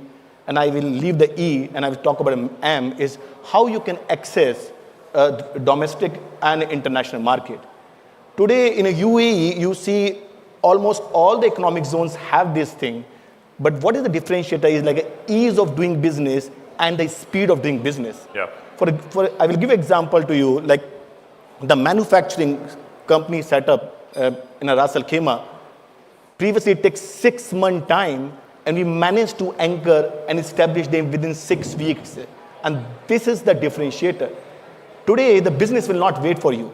If you are not able to cope up the things as a demand of your investors and ecosystem, you will out of the market. Anders, talk to me about Bharat Mart. Maybe explain it, first of all, about what it is for those who aren't aware, and its role in doing exactly that, about giving that, international organizations a place to call home, to trade across borders. Yes, I think with India Global Forum as well, we see a lot of opportunities in the trade and how we can grow the trade between UAE and India. And as part of the target with the CEPA of reaching $100 billion trade, we have developed a Bharat Mart in Jebel Ali Free Zone, which is, again, a way of facilitating additional investment and trade via Dubai and Jebel Ali from India or also into African markets. So it's really one of those initiatives to see how we can grow trade further. What makes it different from a regular free zone model? What is it about Bharat Mart? It's a specific infrastructure, but also the location in Jebel Ali where you have the connectivity not only in the regional markets, but into all of the African markets as well, and the very competitive freight rates that we can offer exporters and support Indian exporters to use Dubai as a hub to reach those global markets, as we have heard in the previous sessions as well. So it's really how we can leverage that with a dedicated facility in the free zone with certain incentives as well, then for them to make trade easier. Nikhil, there's a danger, isn't there? You sort of drive through the gates of a free zone and you feel like you're in an entirely different country sometimes. You know, different rules and regulations apply within those gates.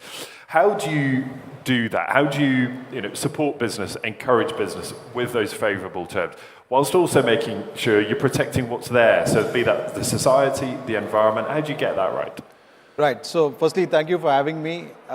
Just to set context, the geographies that we operate in as a company is completely in Africa. We are now in about 16 odd locations. And, just to draw back to where Africa is in its industrialization journey is just about scratching the surface, right? We are one of the pioneers to get into set footprint to build SEZs.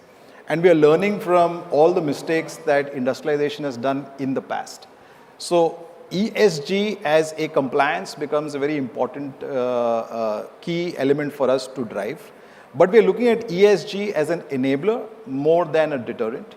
So let me give you a perspective on the environment per se. So before we build the zone, we go through a massive environment social impact study. And we have to ensure that biodiversity and all the elements of the environment are in check. The zones are carbon neutral. And we percolate that down to the companies that operate within the zone. Now, by doing that, the companies, in fact, unlock value for themselves. They get access to growth capital and green funding, which has now become the order of the day. So that's how they benefit. So this is more on the environment side. On the social side, our approach is predominantly to unlock value for the communities in the countries that we operate in. Mind you, these are countries that have never seen industrialization. We have a lot of joblessness, so we ensure that the local community, in terms of the number of jobs that we build and create, upwards of about 50,000 to over 100,000. So that's one part of the social journey. The second part is to also enable unlocking value to the farmers who are providing and generating natural resources by eliminating the third party and the middlemen, by giving them the real benefits. And with that, we have a framework of traceability. With traceability comes in certifications from global businesses and companies, right from the national regulator that certifies your traceability. It gives you a social footprint mapping.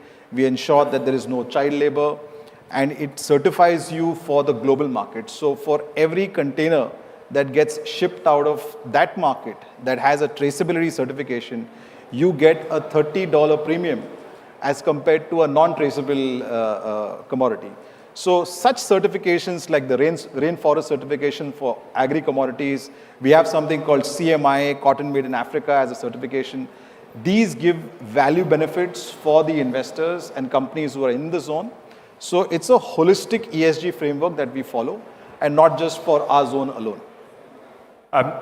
Justice, talk to me as well about how what we consider a special economic zone to be has changed, because I think there's an assumption that it's about manufacturing, it's about distribution or manufacturing, that it's industry. Increasingly, business is digital. Can that model adapt to digital organizations within a free zone setting? Yeah, the answer to that question would have been different 5 years ago. The answer is different today, because looking at how economies are growing, and then how we need to follow the trajectories of growth. And if I was to borrow, for example, what is happening in a majority of the African countries, where the key drivers of economic development, the GDP, it's no longer manufacturing. If I take Kenya as an example, for the last 10 years, the service sector has contributed to more than 55% of the GDP growth in the country. And therefore, the challenge has been, should we continue to focus on manufacturing as the key sector in the special economic zone development? And the law has actually been changed, not just in Kenya, but in a number of African countries, to therefore incorporate other sectors as key drivers for attracting foreign direct investment into this region. I come from a zone that is predominantly a services-only special economic zone. And we have focused on that because that is where the future is headed. But in order, for example, to take care of the traditional manufacturing sector, I have Arise here who are with me on the panel because they are experts on the manufacturing side. So we've told them, guys, this is not our area. And because we realize as a country, this is not our strength. So we call Arise, we partner in developing what is going to be the first operational special economic zone focused on manufacturing by the coastal city of Kenya. And that basically is to say, yes, we are okay, we will continue with what has traditionally been known, but also we want to drive ourselves towards what works for the rest of the economy. We're talking about financial institutions. We are talking about the ICT sector. We're talking about the broader digital technology in general. We are talking about corporate headquarters. Many companies wanting to establish their corporate headquarters and shared services in an environment that is as secure as it would have been for manufacturing. In my zone, for example, we have attracted the largest BPO in the world, which has come to Nairobi because it's a special economic zone environment. And we are happy that we are continuing to understand the broader direction of economic development so that we are not left behind while getting stuck in the older ways of doing things. Yeah, and Mohammed, that's the point, isn't it? It's about that shift towards being inclusive to all sorts of different industries, and increasingly digital is a part of that. Yeah, so to give the answer, I would take you some numbers. Russell Khema Economic Zone in 2021, we opened around 2,700 plus companies. 2022, we opened around 4,400 companies.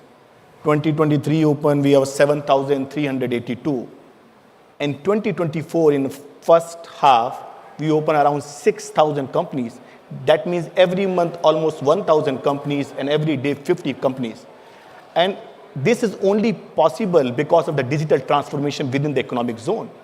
And I will give a little insight about the organization, that we have not added the resources in terms of manpower in other departments except the customer services. So, all your approvals, one-stop solution where you can take all the environmental approval, your taxation, value addition, everything, you can do the OSS services. So the digital transformation is a key for special economic zones to unlock the better and a bigger value. Nikhil, I'm interested as well that there's a lot of organizations, there's a lot of economic zones, with organizations that are sort of mature now. These zones have been in place for a good number of years. How do you keep up that energy and that excitement about what these zones can offer when they've been around for so long? Right. So I think, again, just to set context, I'd just like to add on the digital side. From what we've observed is many companies, and I think Mohammed has already said about 6,000, 10,000 companies. Most of them look at adopting a virtual office. Right? It's about getting an address and enabling trade, right? So the whole digital transformation is already happening, and it's driving more economic value for the country and in that particular location for also the investor who's coming in. So that's on the digital side. And I think that is a key value benefit now that investors and companies are unlocking in all parts of the world. So it's not necessary that you have to come in just to do manufacturing. You can enable your entire supply chain and your trade through just being present and doing that minimal investment. That's on the digital side. On the efforts and the benefits side, I think at least, and I can give you again context of Africa, our approach is unlocking value chains that are available for the longest time. And we are trying to rechristen the entire supply chain of natural resources that Africa has to offer in the form of critical minerals, natural agricultural resources, and the entire order that is predominantly being shipped in natural form to Asia, getting transformed and getting shipped back to the world, right? So we are encroaching and bringing value at source, where we are trying to get people to manufacture at source and unlock the benefit. So I think with every year going by, we've seen investors who have now ventured into different models and different industry sectors, which is not core to them because they find opportunity and value there. Yeah, that's the interesting point, is it how you keep up that energy and how you keep up those opportunities. And Anders, maybe a final thought from you in so much as how the global network of these zones works, because there might be, I guess, an inclination to sort of look after what's there within the walls of that zone, but actually this is about harnessing that ability to interconnect all these zones as well, isn't it? Yeah, exactly. And I think what we see is exactly on the digitalization. Now everything is online. We could see that during COVID as well. All our services in Jebel Ali, for example, is online. But also when you look at our global network as DP World, where we're operating zones across the world as well. And now we've been really focusing on how we can connect them together with services, with logistics services. For example, we have a zone in Berbera in Somaliland where we have helped some of our customers to enter a new market in there, providing them with end-to-end services as well. So it's really how we can use those assets to open up new markets for our investors and customers. And we are doing the same in Senegal, in Africa. We're investing in India as well, where we have 2 different special economic zones in India as well. So it's really how we can use those assets and our expertise and experience in developing those parks efficiently to help our investors to enter those markets more efficiently.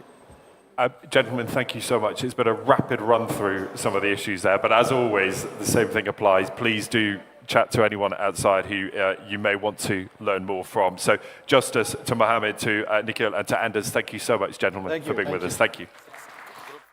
Thank you. Oh, yes, for sure. Thank you.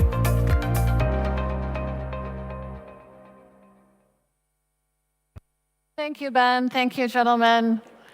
It's time now for our conversation on risk and reward, tackling the debt crisis in Africa. As you know, Africa has potential to be a huge driver of the global economy in the decades ahead, but is consistently hampered by high levels of debt to GDP, especially following the pandemic.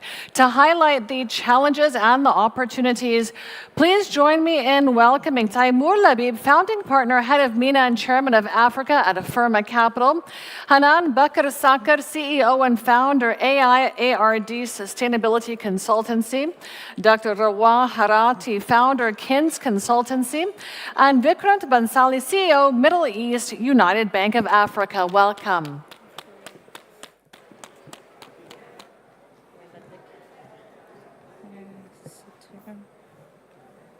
Thank you so much for being with us today to discuss this very important issue. And as we know, African countries will pay out $163 billion in debt servicing this year alone. That's up sharply from just $61 billion in 2010.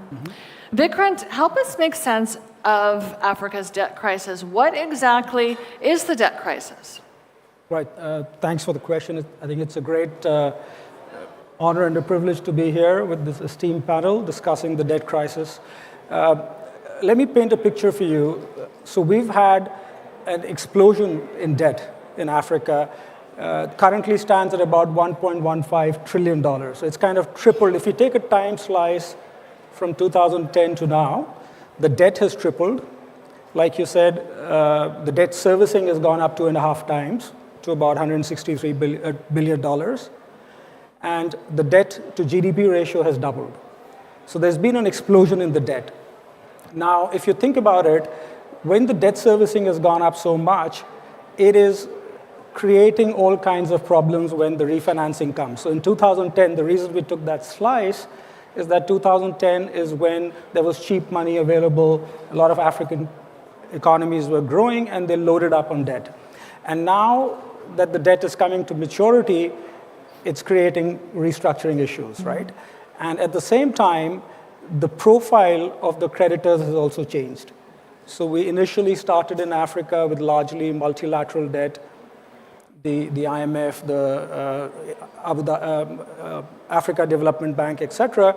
And now, increasingly, we are getting debt from bilateral sources, from commercial sources, from capital markets. That's expensive and volatile, right? So all of that is creating a new paradigm where we have to figure out a protocol for the debt refinancing. We have to make sure that the end use of debt is correct and is for social development. Think about it this way. During the COVID period, African governments, about half of them, 25 of them, spent more money on debt servicing than they did on healthcare. Now that's a problem, right? So every time we talk about debt and its repayability, we have to also keep in mind the impact it has on society, on developmental issues, and we have to keep in mind that every dollar that is spent on restructuring is a dollar that's taken away from social development. And evidently, it is having a huge impact. And Dr. Rawa, I would also like you to help set the stage for us on the structural factors that have really shaped Africa's debt landscape, the misconception around it, and how the pandemic has added to these challenges, in your opinion. Sure, thank you, Ramya, and thanks for having me. Well, I think it's important to acknowledge that debt can be a very important tool for growth. It has a very bad reputation, but it's actually very important, especially in countries that need investment in infrastructure, healthcare, etc. Now, the misconception, and I think Vic started talking about this, is the problem in Africa is not how much debt they owe, but it's actually about the cost of repaying this debt or debt servicing. Because if you look at countries like the United States or Japan, for instance, debt to GDP ratio is much, much higher, but they still have very big credit ratings and investors have trust in them simply because they have strong institutions and no one is worried about how they're managing their debt. That's not the case for Africa. And what the African countries are also dealing with is some kind of unfair risk premium. And what I mean about that is higher interest rates, shorter repayment terms compared to similar countries that are not African, and the fact that much of their debt is denominated in foreign currencies make it even worse. And where this unfairness came from, Ramya, if you think about it, the global architecture, financial architecture, did not have Africa in mind when it was set up. Back in 1940s, when the IMF was set up, only 2 African countries were sitting on the table. And I think that structure, the African countries are still kind of paying that price in terms of borrowing conditions until today. On COVID-19 and the pandemic, when it hit, well, debt globally surged, not only in Africa, because countries needed some fiscal space to support people and businesses. But the African continent suffered even more because the debt is denominated in dollars and in euro, because of also the interest rate that went up globally to try to tame inflation. And my final point is around debt restructuring and debt relief, which we hear the IMF talk a lot about it today. And why this is very difficult, because as Vic was saying, we're not dealing with one creditor or one type of lender. You have the multilateral, the private creditor, you have the bilaterals, and they all have different priorities. So it's very hard to get to an agreement with those, and I'll stop here. I think it's really notable that these African countries are suffering through shorter-term loans and higher interest rates. It's just clearly an injustice there. And Hanan, I'd like to know from you what you feel are the primary factors contributing to Africa's high debt-to-GDP ratio, and to what extent does the structure of international lending that Dr. Rawa mentioned contribute to unsustainable debt in African nations? Yeah, so the continent has been really trying to keep its head over waters from wave after wave of tsunami crisis. So if you look at 2008, where the global financial crisis hit, and it hit globally, but yet as well the recovery from Africa, it's much more challenging than other economies. And then we face the COVID-19 at 2020, and then we have the Russian-Ukrainian conflict at 2022, where the commodity prices has really surged and there was a disruption as well in the supply chain. So all of these effects, they have ballooned the African debt to a staggering 69% of the GDP. And then if you look at as well the impairment of the loans, it has reached in 2022 around $150 billion, which means as well that you are risking over here the sovereign defaults, and it's not at a distance. So what are the three reasons, in my perspective, that's the problem of the African debt? First, all of the debt mostly of it is external debt. And that really exposes you to other governments, other financial institutions in terms of the high interest rates, the shorter terms.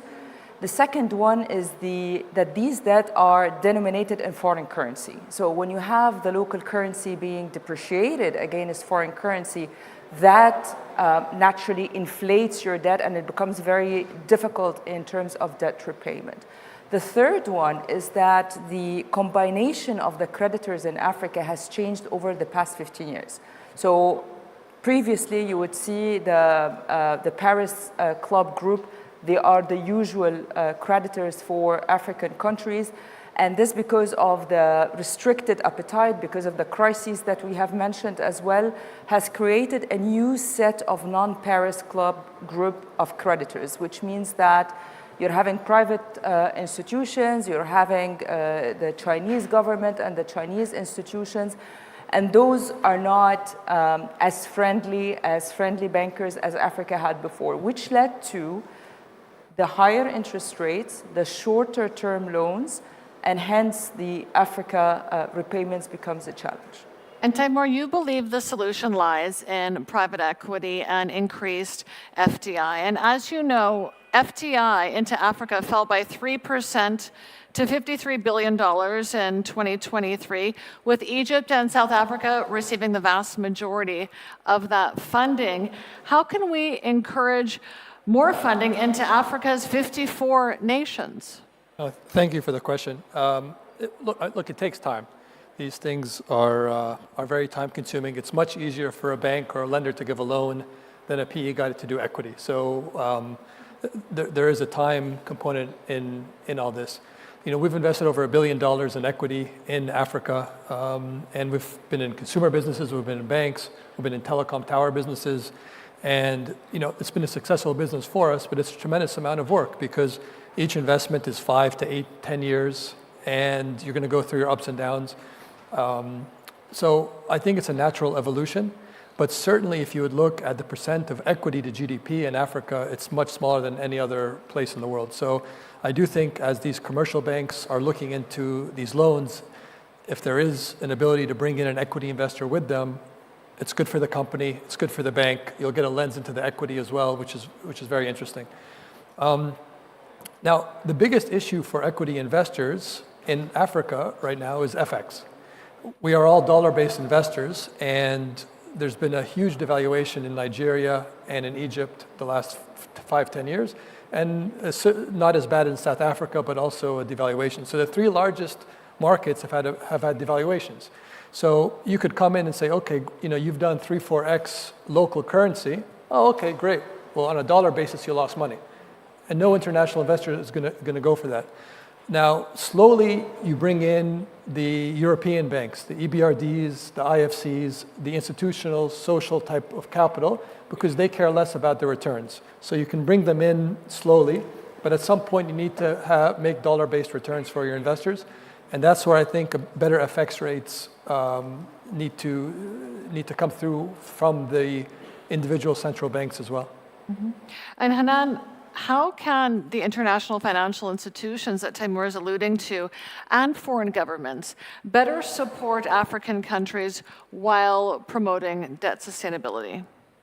Well, I will shift the conversation a little bit from concessional financing to climate finance, because I'm biased to climate finance, but I'll justify that as well. So basically, Africa, how we can look at it as a business opportunity rather than being a borrower, because this narrative has to change in the context of climate finance and climate crisis. So the climate crisis, as we're all aware, it is a global urgency, right?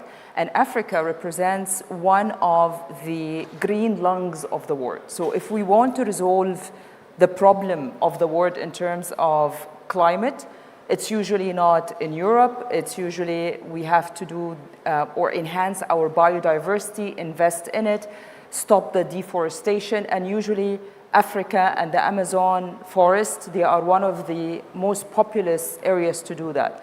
And Africa has difficulty accesses concessional financing and in return climate finance as well.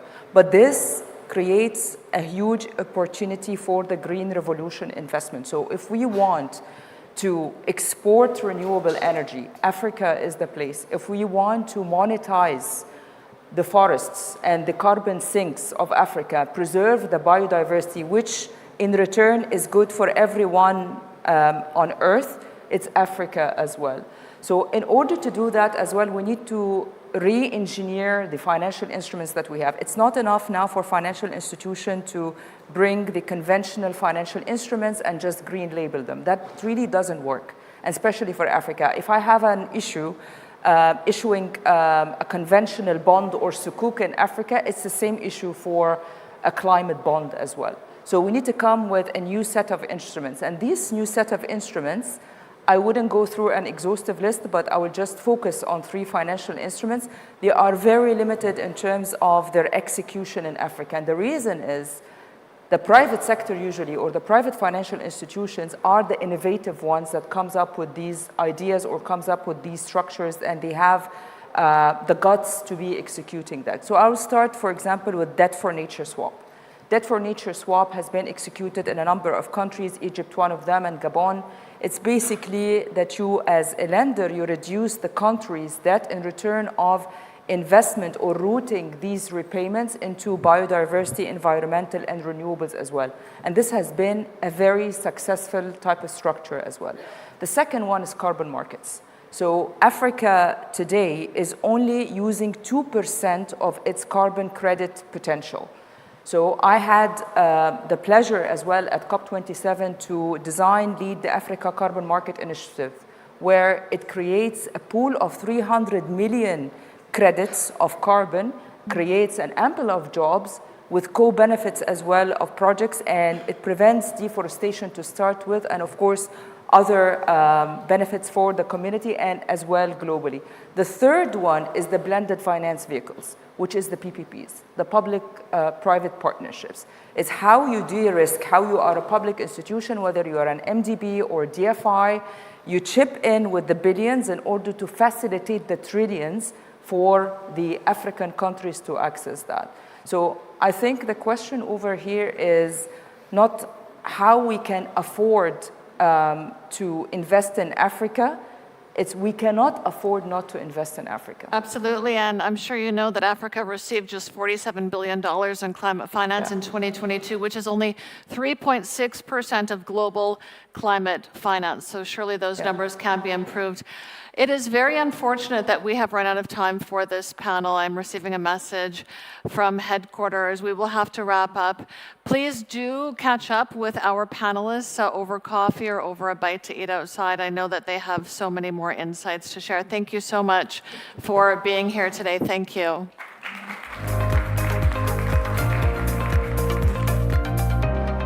Thank you. Thank you.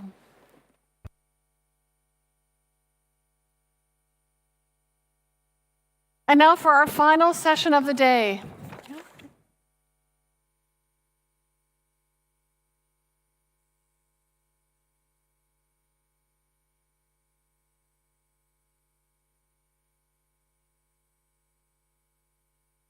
Thank you. And now for our final session of the day, we look at the rise of Indian innovation. As Asia emerges as a global sports hub, innovation and investment are transforming the sports economy. From India's sports tech and data advances to the UAE's infrastructure growth, this panel explores new models for audience engagement, talent development, and economic impact. I'm joined by Harsh Jain, co-founder and CEO of Dream Sports, and Dr. Vijay Chuthwali, in charge Foreign Affairs Department, BJP. Welcome. Hi. Hello. Nice to see you. Hello. Harsh, you have something to share with us to start. Sure. I think there's a presentation. Is there a presentation? Yes. Oh, here we go. Oh, there we go. So I thought I'll do a quick chat first to start off about India and sports. A quick brief background. My name is Harsh Jain. I'm the CEO and co-founder of Dream Sports and Dream 11. We run a sports company in India with over 250 million users. And this is a little bit about the rise of India as a sporting nation. This is happening today because we have a lot of entrepreneurs coming back from studying abroad or getting educated in India, but working in the sports industry. We have a lot of entrepreneurship that is helping to create a public-private partnership and push the envelope.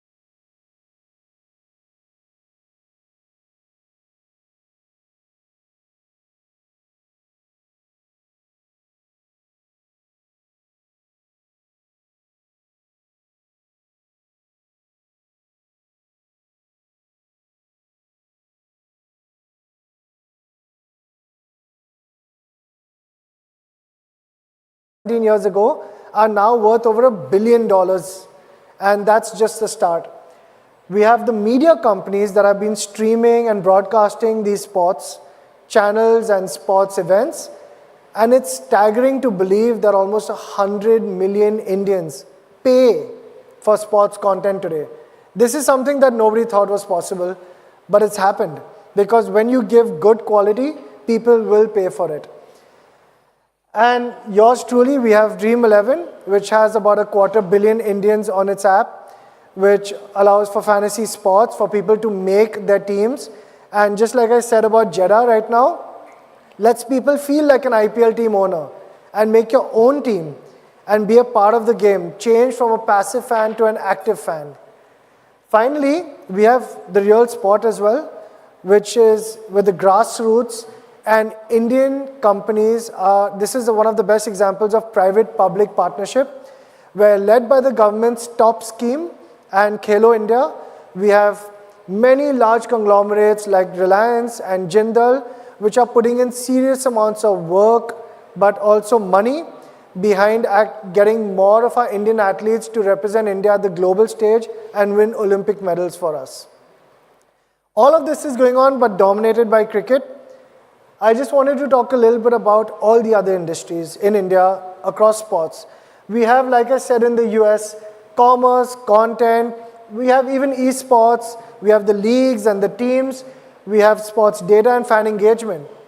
Now, Dream Sports has taken a stab at a bunch of these, and after the success of Dream 11, we've been fortunate enough to be able to fund a lot of portfolio companies and startups to work on solving some of these problems.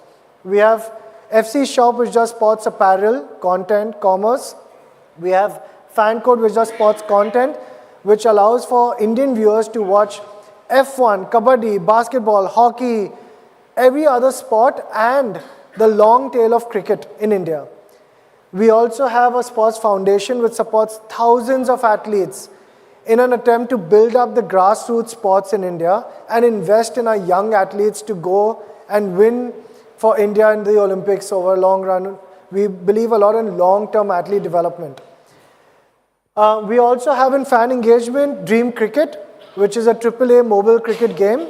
And I'm sure a lot of you all have heard about FIFA and for Madden, in the US, for NFL, you have MLB has their game, NBA 2K is there, but we don't have a really great AAA cricket mobile game. That's what we're trying to solve with Dream Cricket. And we have Sixer, which is a platform for sports engagement again. In fact, there's so many other industries here. I haven't had a chance to mention a bunch of them, but we also have Dream Set Go, which gets sports travel and experiences. So we have thousands and thousands of Indians that want to travel for sports events and experiences, and Dream Set Go allows you to do that. Now, while I'm here talking about our portfolio companies, this slide is not about that. This slide is about India.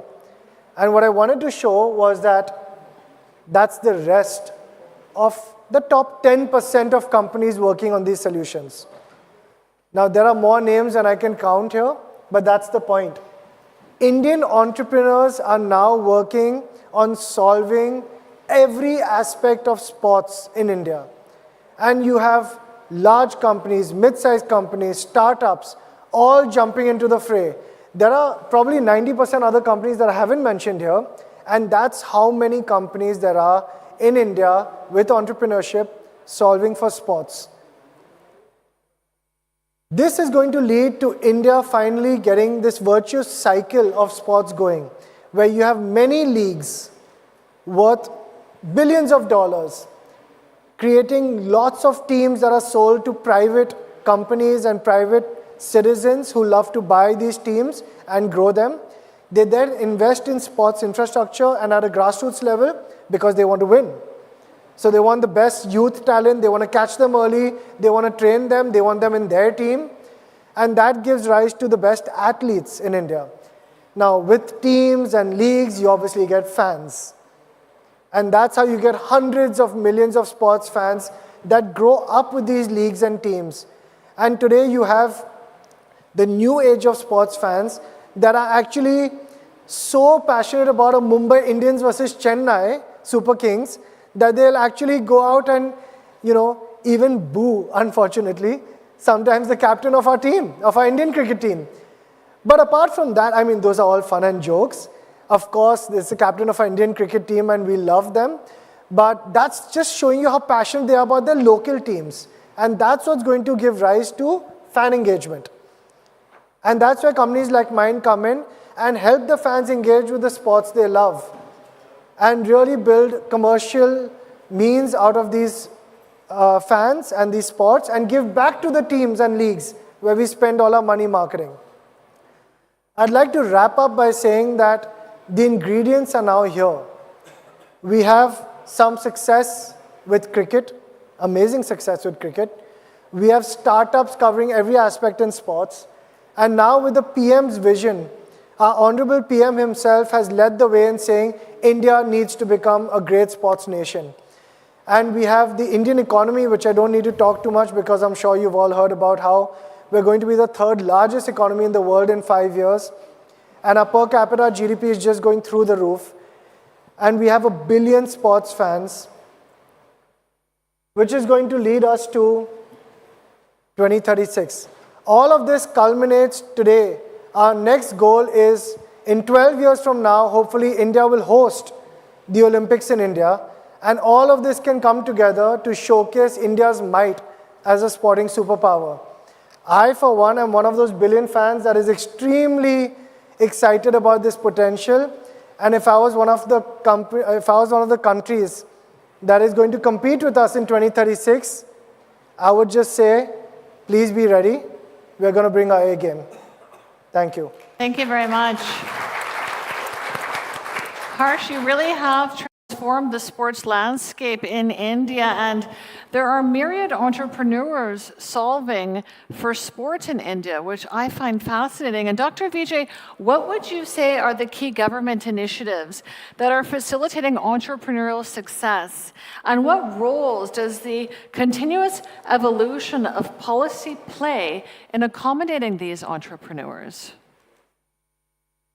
I think on a broad topic of Indian entrepreneurship and also innovation, there is a sea change how the young generation is looking at this in last 10 years. Some are because of the policy changes, some are because of availability of funding, but most of it is because of the encouragement by the government, private sectors and investors to start something on its own rather than serving for someone else. In good old days, having a good job was considered to be a prime goal in the life. And if the job is in the service sector, which was predominant in India, it was still better because you have chances to go abroad, get a green card and settle there. But now the trend has been significantly changed because of the level of innovation and startup ecosystem that has emerged in last 10 years. Availability of funding by the government has made a significant difference in it. First of all, 10 years ago, Prime Minister Modi has launched a very unique initiative called Atal Innovation Mission, named after the late Prime Minister, Mr. Atal Bihari Vajpayee, which actually started creating an ecosystem of startups, incubators, giving them a seed funding, and as well as exposing them to the potential investors. And that has been a great success. Second part was also there that in the early part of our education system, we didn't impart the value of challenging, which is the key for any innovation. So it was said that whatever has been taught by the teacher, you should accept it as it is, as a kind of a gospel.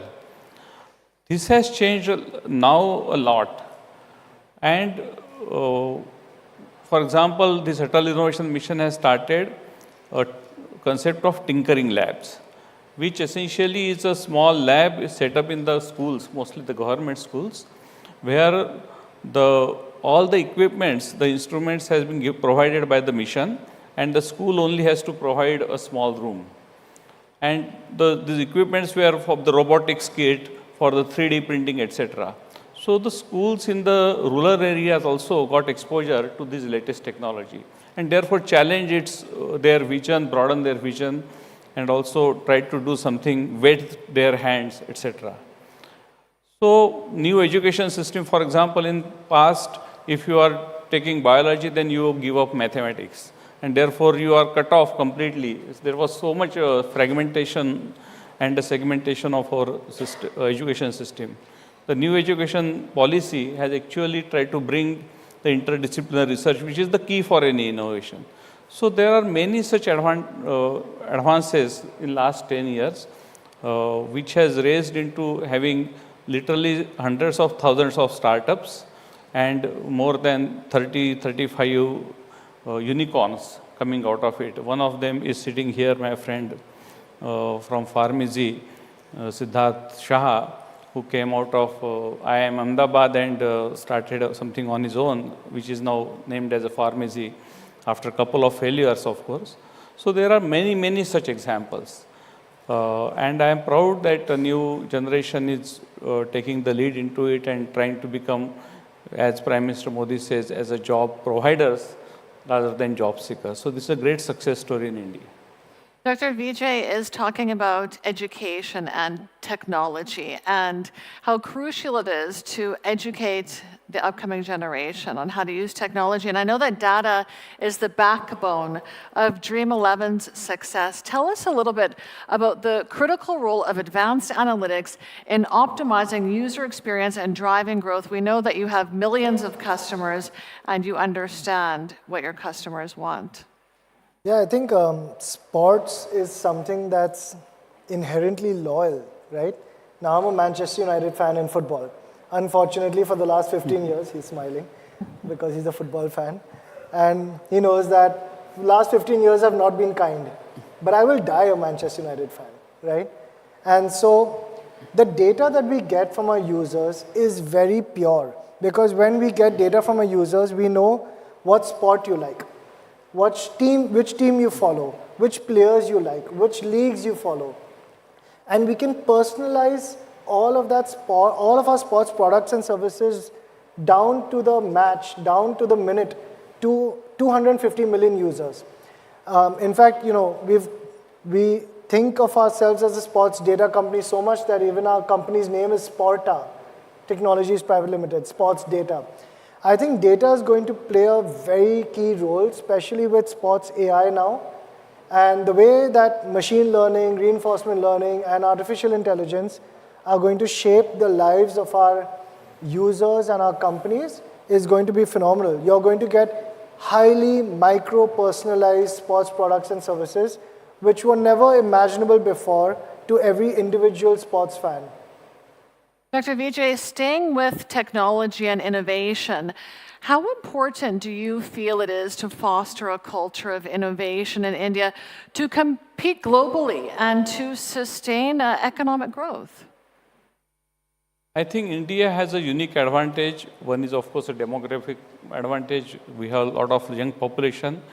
At one side, it is a big strength, but at the same time, it is equally unrealistic to presume that everyone will be given a job in a secure sector.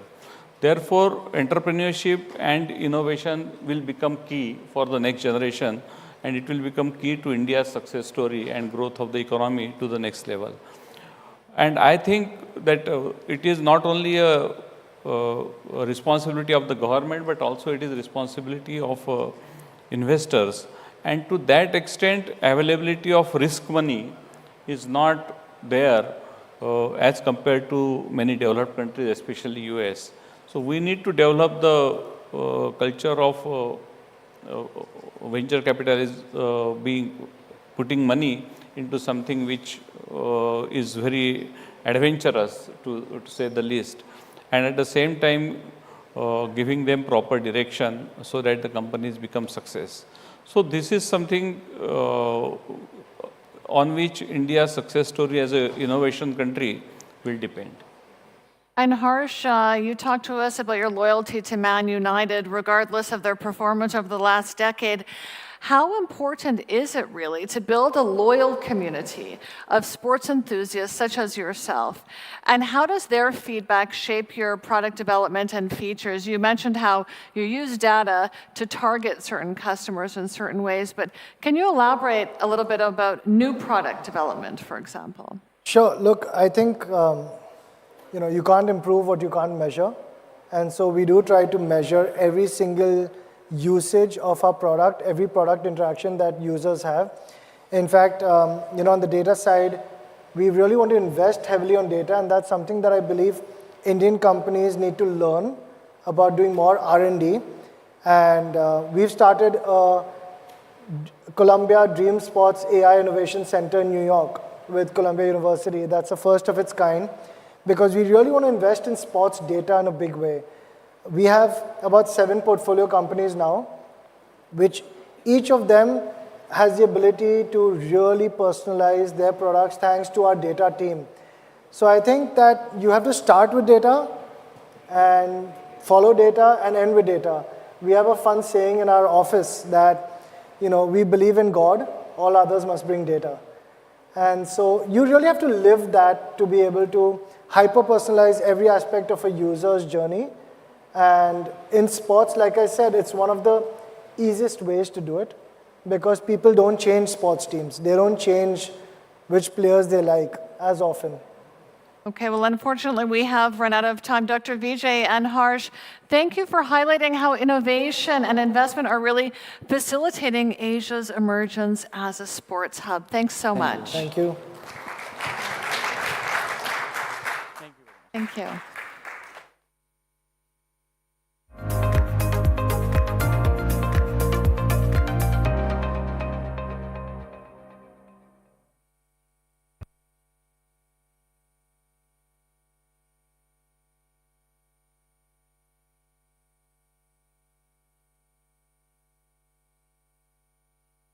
And on that, we end today's session. Tomorrow, we will have our Founders and Funders Forum, several dialogues, as well as focus forums and a gala dinner. It's going to be fantastic. Don't miss it. See you tomorrow at 10 a.m. for more dialogue and discussion. Bye for now. Thank you. From humble beginnings in 1985, Javza has come a long way. We have expanded exponentially, growing into a thriving business platform. Today, Javza has become one of the largest business communities in the region that enables trade by providing efficient, productive, and innovative trade solutions. Javza is now a game changer in trade and logistics. The multi-modal connectivity expands your market's reach to all corners of the world. The unrivaled benefits of establishing your enterprise in Javza enhances your success to a whole new level. Javza today is a prestigious address for thousands of successful companies across multiple sizes, sectors, and specializations.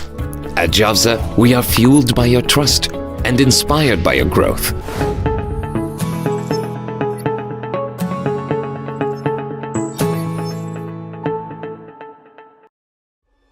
We've come a long way to get to where we are today. From what started as a single dream to enabling millions of dreams.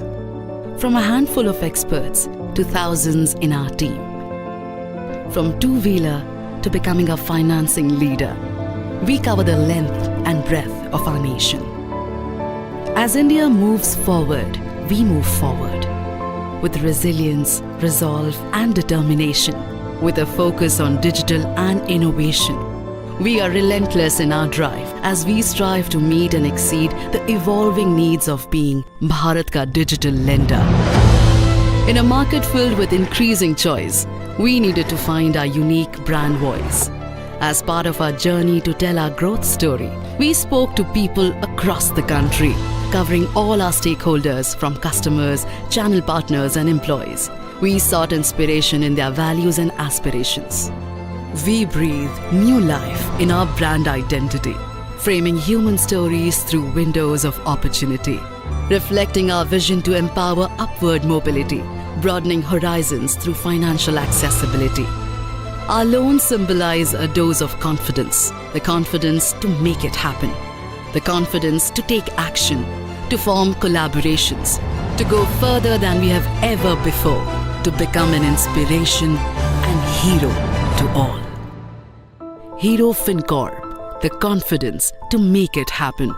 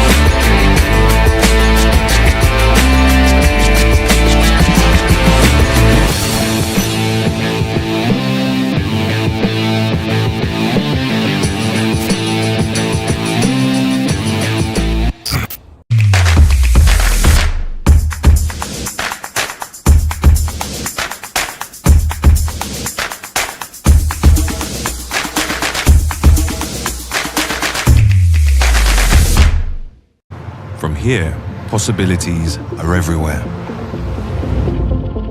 From taking first steps here, to beginning your own wealth journey here. From backing global trade ambitions here, to delivering on that promise here. From representing a team here, to empowering lives here, here, and here. That's why we're here on the ground.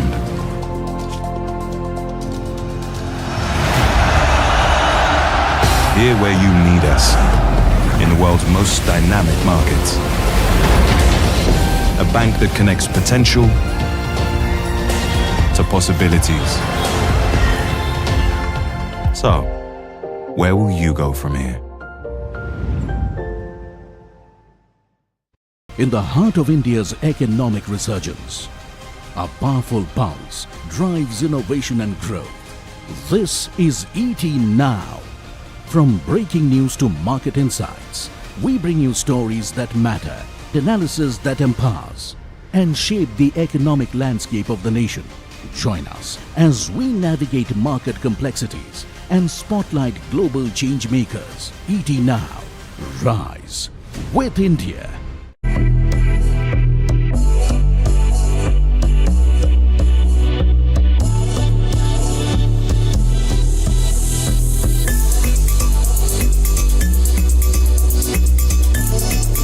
I really enjoy it.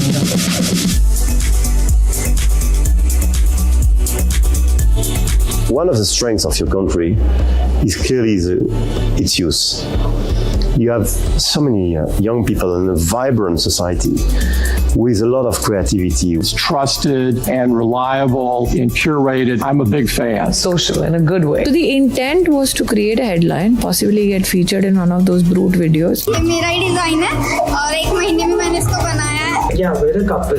It is very liberating. You have a famous hair flip that you do? That's true. I haven't done it. Okay, let's do that. Okay. Oh, wow, brilliant. Welcome to Dream Set Go, your destination for the most exclusive sporting experiences from the House of Dream Sports. Watching your favorite game from the stands feels great.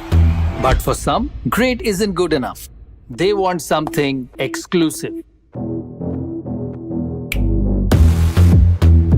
Like cheering for your favorite team is exciting. But to be invited to their practice sessions, now that's exclusive. To watch a big match from the boardroom is fun.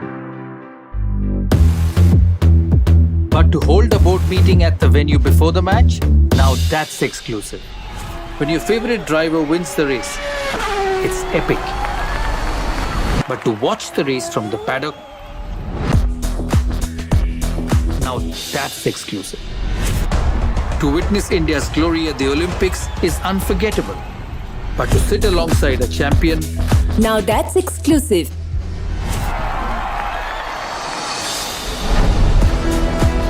And imagine traveling to your dream experiences like this. Exclusive, right? Get the most extraordinary sporting experiences with Dream Set Go. Book your tickets hassle-free and experience the exclusive.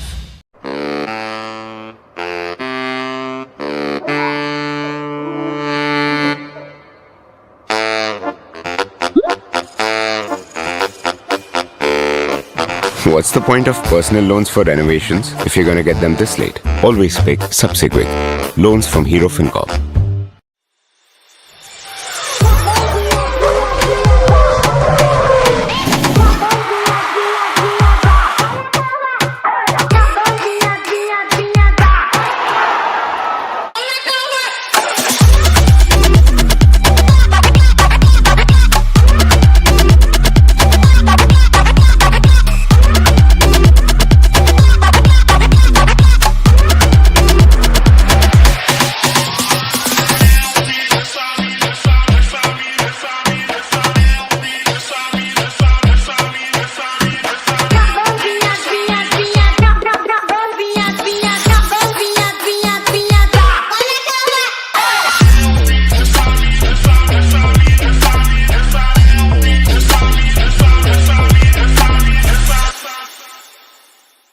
From humble beginnings in 1985, Javza has come a long way. We have expanded exponentially, growing into a thriving business platform. Today, Javza has become one of the largest business communities in the region that enables trade by providing efficient, productive, and innovative trade solutions. Javza is now a game changer in trade and logistics. The multi-modal connectivity expands your market's reach to all corners of the world. The unrivaled benefits of establishing your enterprise in Javza enhances your success to a whole new level. Javza today is a prestigious address for thousands of successful companies across multiple sizes, sectors, and specializations. At Javza, we are fueled by your trust and inspired by your growth.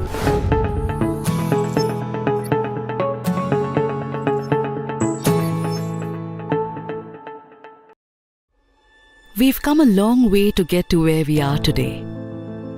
From what started as a single dream to enabling millions of dreams. From a handful of experts to thousands in our team. From two-wheeler to becoming a financing leader, we cover the length and breadth of our nation. As India moves forward, we move forward. With resilience, resolve, and determination. With a focus on digital and innovation. We are relentless in our drive as we strive to meet and exceed the evolving needs of being Bharat ka digital lender. In a market filled with increasing choice, we needed to find our unique brand voice. As part of our journey to tell our growth story, we spoke to people across the country, covering all our stakeholders from customers, channel partners, and employees. We sought inspiration in their values and aspirations. We breathed new life in our brand identity, framing human stories through windows of opportunity, reflecting our vision to empower upward mobility, broadening horizons through financial accessibility. Our loans symbolize a dose of confidence, the confidence to make it happen, the confidence to take action, to form collaborations, to go further than we have ever before, to become an inspiration and hero to all. Hero Fincorp, the confidence to make it happen.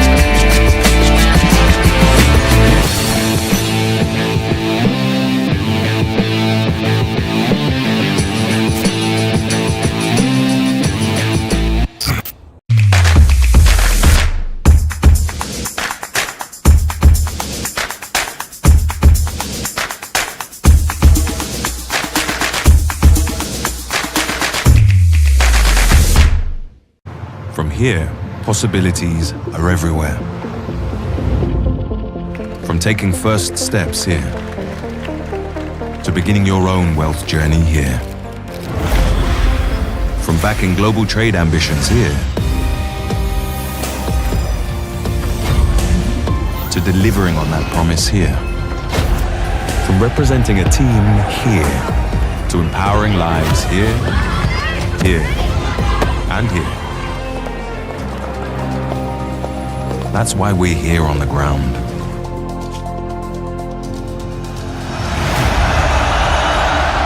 Here where you need us, in the world's most dynamic markets. A bank that connects potential to possibilities. So, where will you go from here? In the heart of India's economic resurgence, a powerful pulse drives innovation and growth. This is ET Now. From breaking news to market insights, we bring you stories that matter, analysis that empowers, and shape the economic landscape of the nation. Join us as we navigate market complexities and spotlight global change makers. ET Now. Rise with India.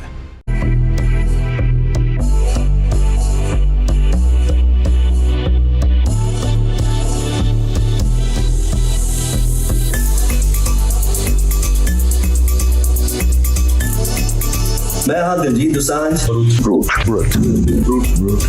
I really enjoy it.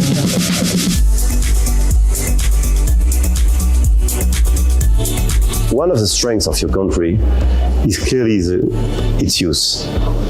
You have so many young people in a vibrant society with a lot of creativity. It's trusted and reliable and curated. I'm a big fan. Social in a good way. So the intent was to create a headline, possibly get featured in one of those brute videos. मेरा ही design है और 1 महीने में मैंने इसको बनाया है. Yeah, we're a couple. It is very liberating.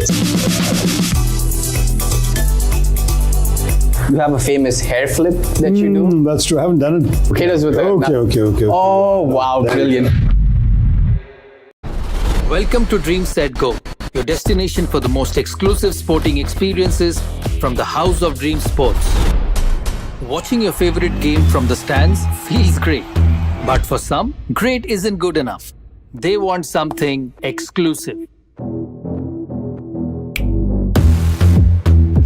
Like cheering for your favorite team is exciting. But to be invited to their practice sessions? Now that's exclusive. To watch a big match from the boardroom is fun. But to hold a board meeting at the venue before the match? Now that's exclusive. When your favorite driver wins the race, it's epic. But to watch the race from the paddock? Now that's exclusive. To witness India's glory at the Olympics is unforgettable. But to sit alongside a champion? Now that's exclusive.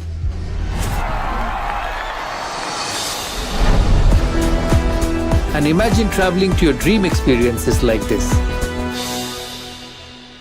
Exclusive, right?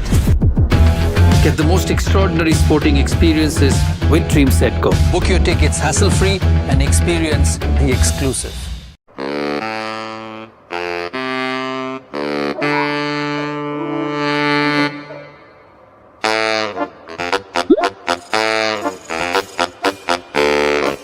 What's the point of personal loans for renovations if you're going to get them this late? Always pick Sabse Quick. Loans from Hero Fincorp.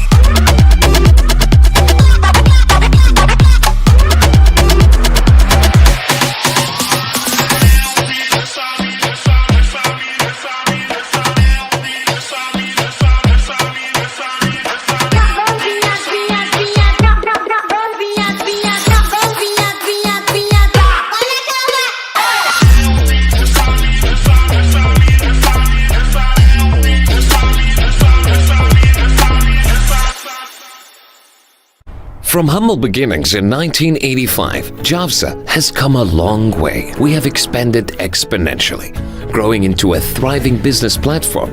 Today, Javza has become one of the largest business communities in the region that enables trade by providing efficient, productive, and innovative trade solutions. Javza is now a game changer in trade and logistics. The multi-modal connectivity expands your market's reach to all corners of the world. The unrivaled benefits of establishing your enterprise in Javza enhances your success to a whole new level. Javza today is a prestigious address for thousands of successful companies across multiple sizes, sectors, and specializations. At Javza, we are fueled by your trust and inspired by your growth.